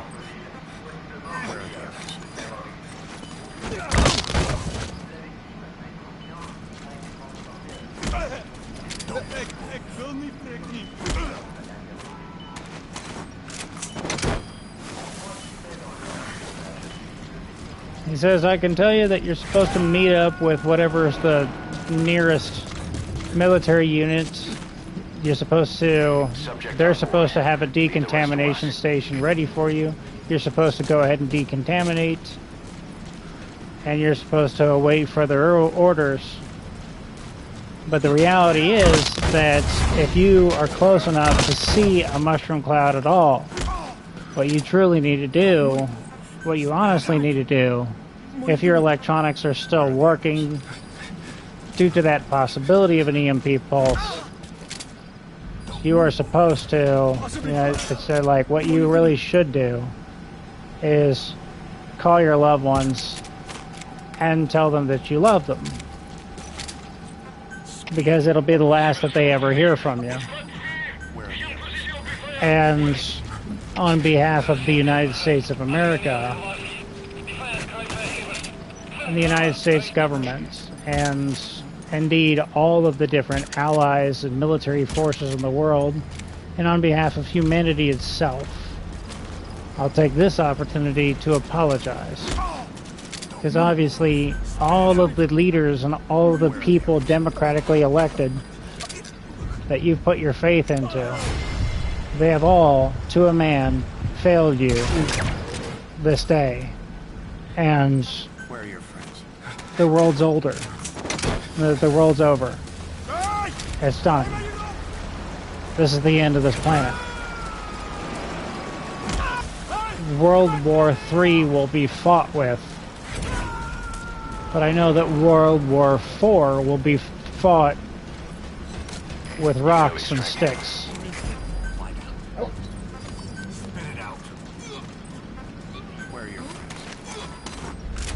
As for relevance to this sad story that may be exaggerated, I don't know. As for the relevance to all of that, to Mgsv or our current situation, one of the questions that was raised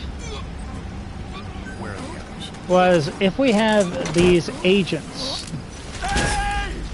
that you can't protect yourself against even with a gas mask, sometimes even with an entire chemical suit, if we have these agents and they exist and we know that other people can, one way or the other, reverse engineer them and put them to use against us. If these terrible weapons exist, dirty bombs, stuff like that,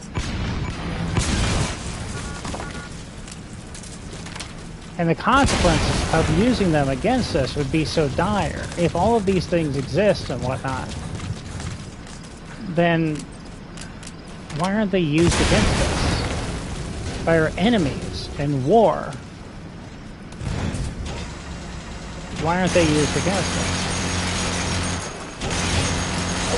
Don't these people want to win the war? And he answered that question. He said, yes, of course. Of course they want to win the war. But there's a difference between killing somebody and making them sick. You want to kill somebody, but you don't want to make them sick. Said, as far as we've been able to put together, the answer to that question is that It's human nature to get angry at somebody and want to kill them. But it's not human nature to want to make someone sick.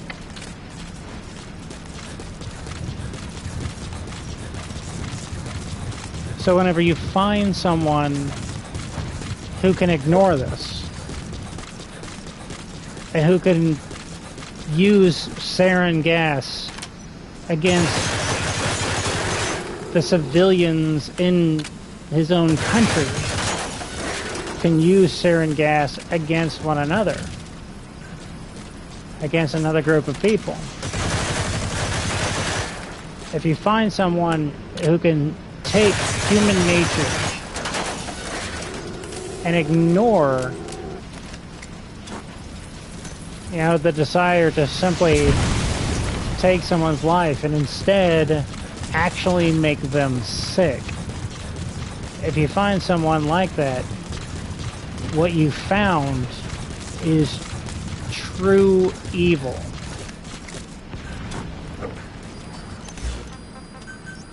There's nothing more inhumane than making someone sick.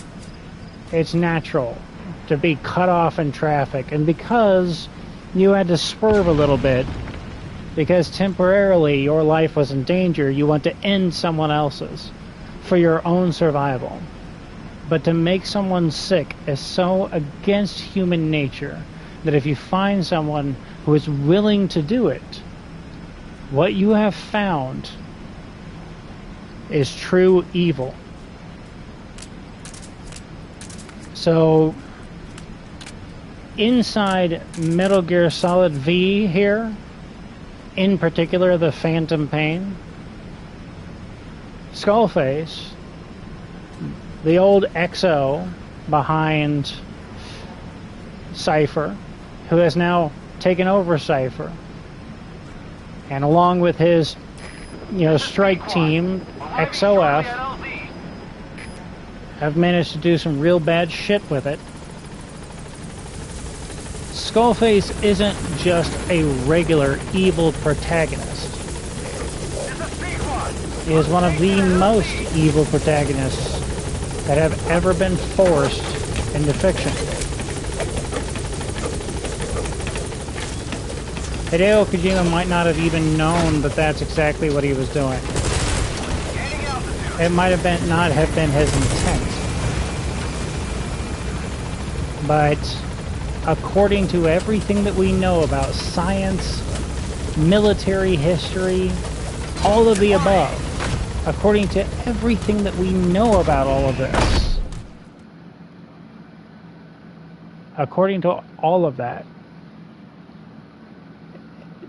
a man who's voluntarily producing parasites in order to make other human beings sick, and doing so by making massive amounts of human beings sick. That person is pure evil. And they might not qualify as human beings anymore. And I mean that in the most direct of ways. You know how sometimes you just have to put down the rabid dog? Sometimes you just gotta put down the bad dog. Once the bad dog gets rabies, sometimes, like, there's no way back for it. All it's gonna do is spread rabies and die painfully. So the only thing that you can do to make the situation any better for everybody, including the dog itself, is to put down the bad dog. If you see somebody who's so insanely evil that they will make someone else sick on purpose,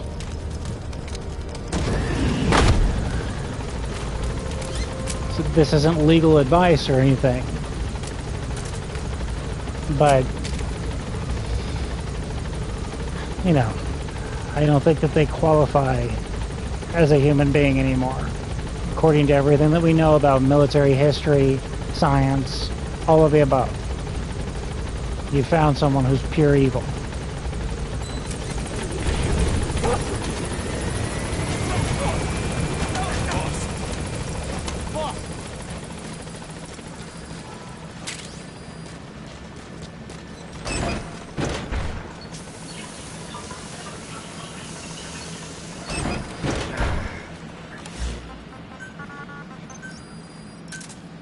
Roger. Welcome back.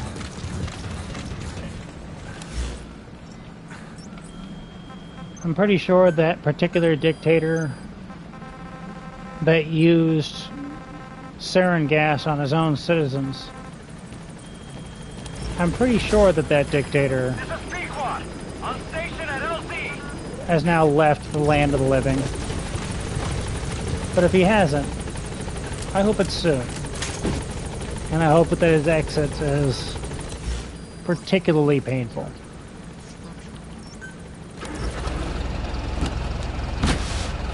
That comes from the bottom of my heart.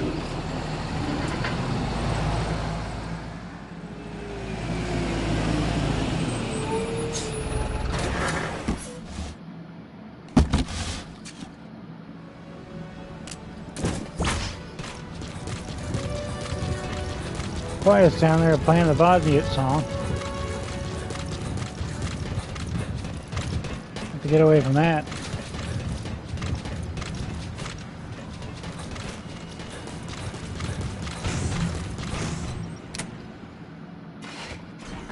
Got a new picture. Gotta show boss. What is it, Snake?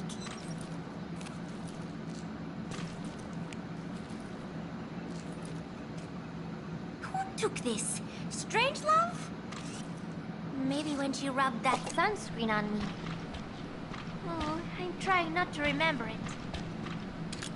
But you know, despite her quirks, Dr. Strangelove is a good person. I wish you'd come and say hello. My head, it hurts.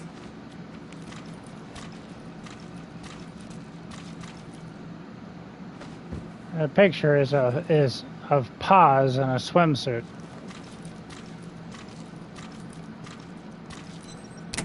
She's referencing the tape where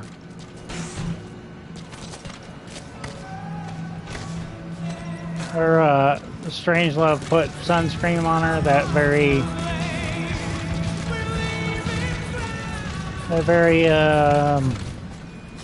inappropriate fan fiction that was part of the tapes that we listened to in Ground Zeroes.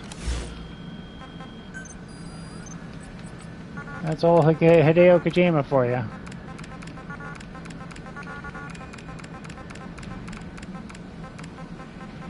Hideo Kojima is a lover of women.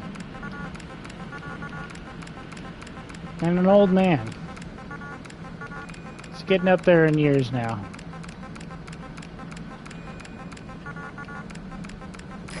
This is Pequod. Arriving shortly at LZ.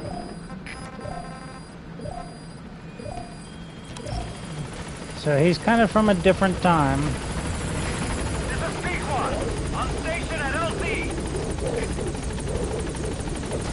And sometimes it really, really shows. If you go back and play like Police Knots, one of his first games, you can literally click on the boobs. You can click on the breasts of women and they'll like make jiggling sounds. And the women will respond as if the detective that you're playing as actually touched their breasts. But that's not it. That's not all there is. I mean, like, you can go through his entire body of work and there's a bunch of inappropriate bullshit in there. Inexcusable, inappropriate bullshit in there.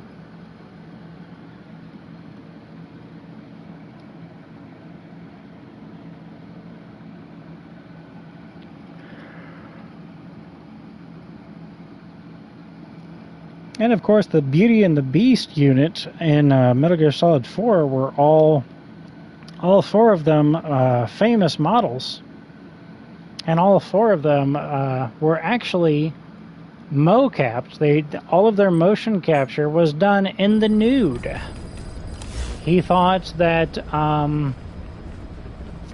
he wanted the actual Beauty and the Beast units to a human, to a man, so to speak, to a human, each and every one of them. He wanted the Beauty and the Beast unit to actually be in the nude inside the game itself. But he just couldn't sell that idea to the people in charge of rating the game and everything.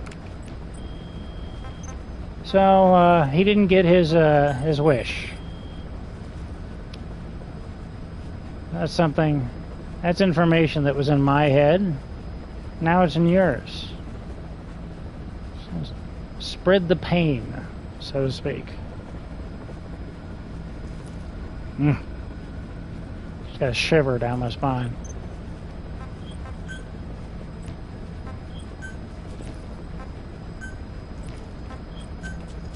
Has to go through. Whatever.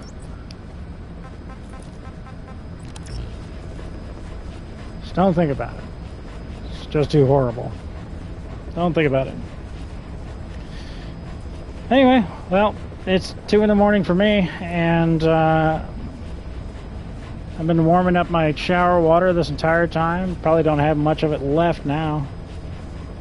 Over there on the stove, bubbling and boiling away, probably. So, I'm gonna go whip out a pink kiddie pool and set it on the ground and pour water over my head.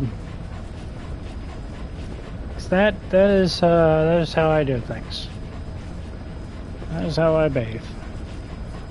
That is my life. Anyway, talk to you next time.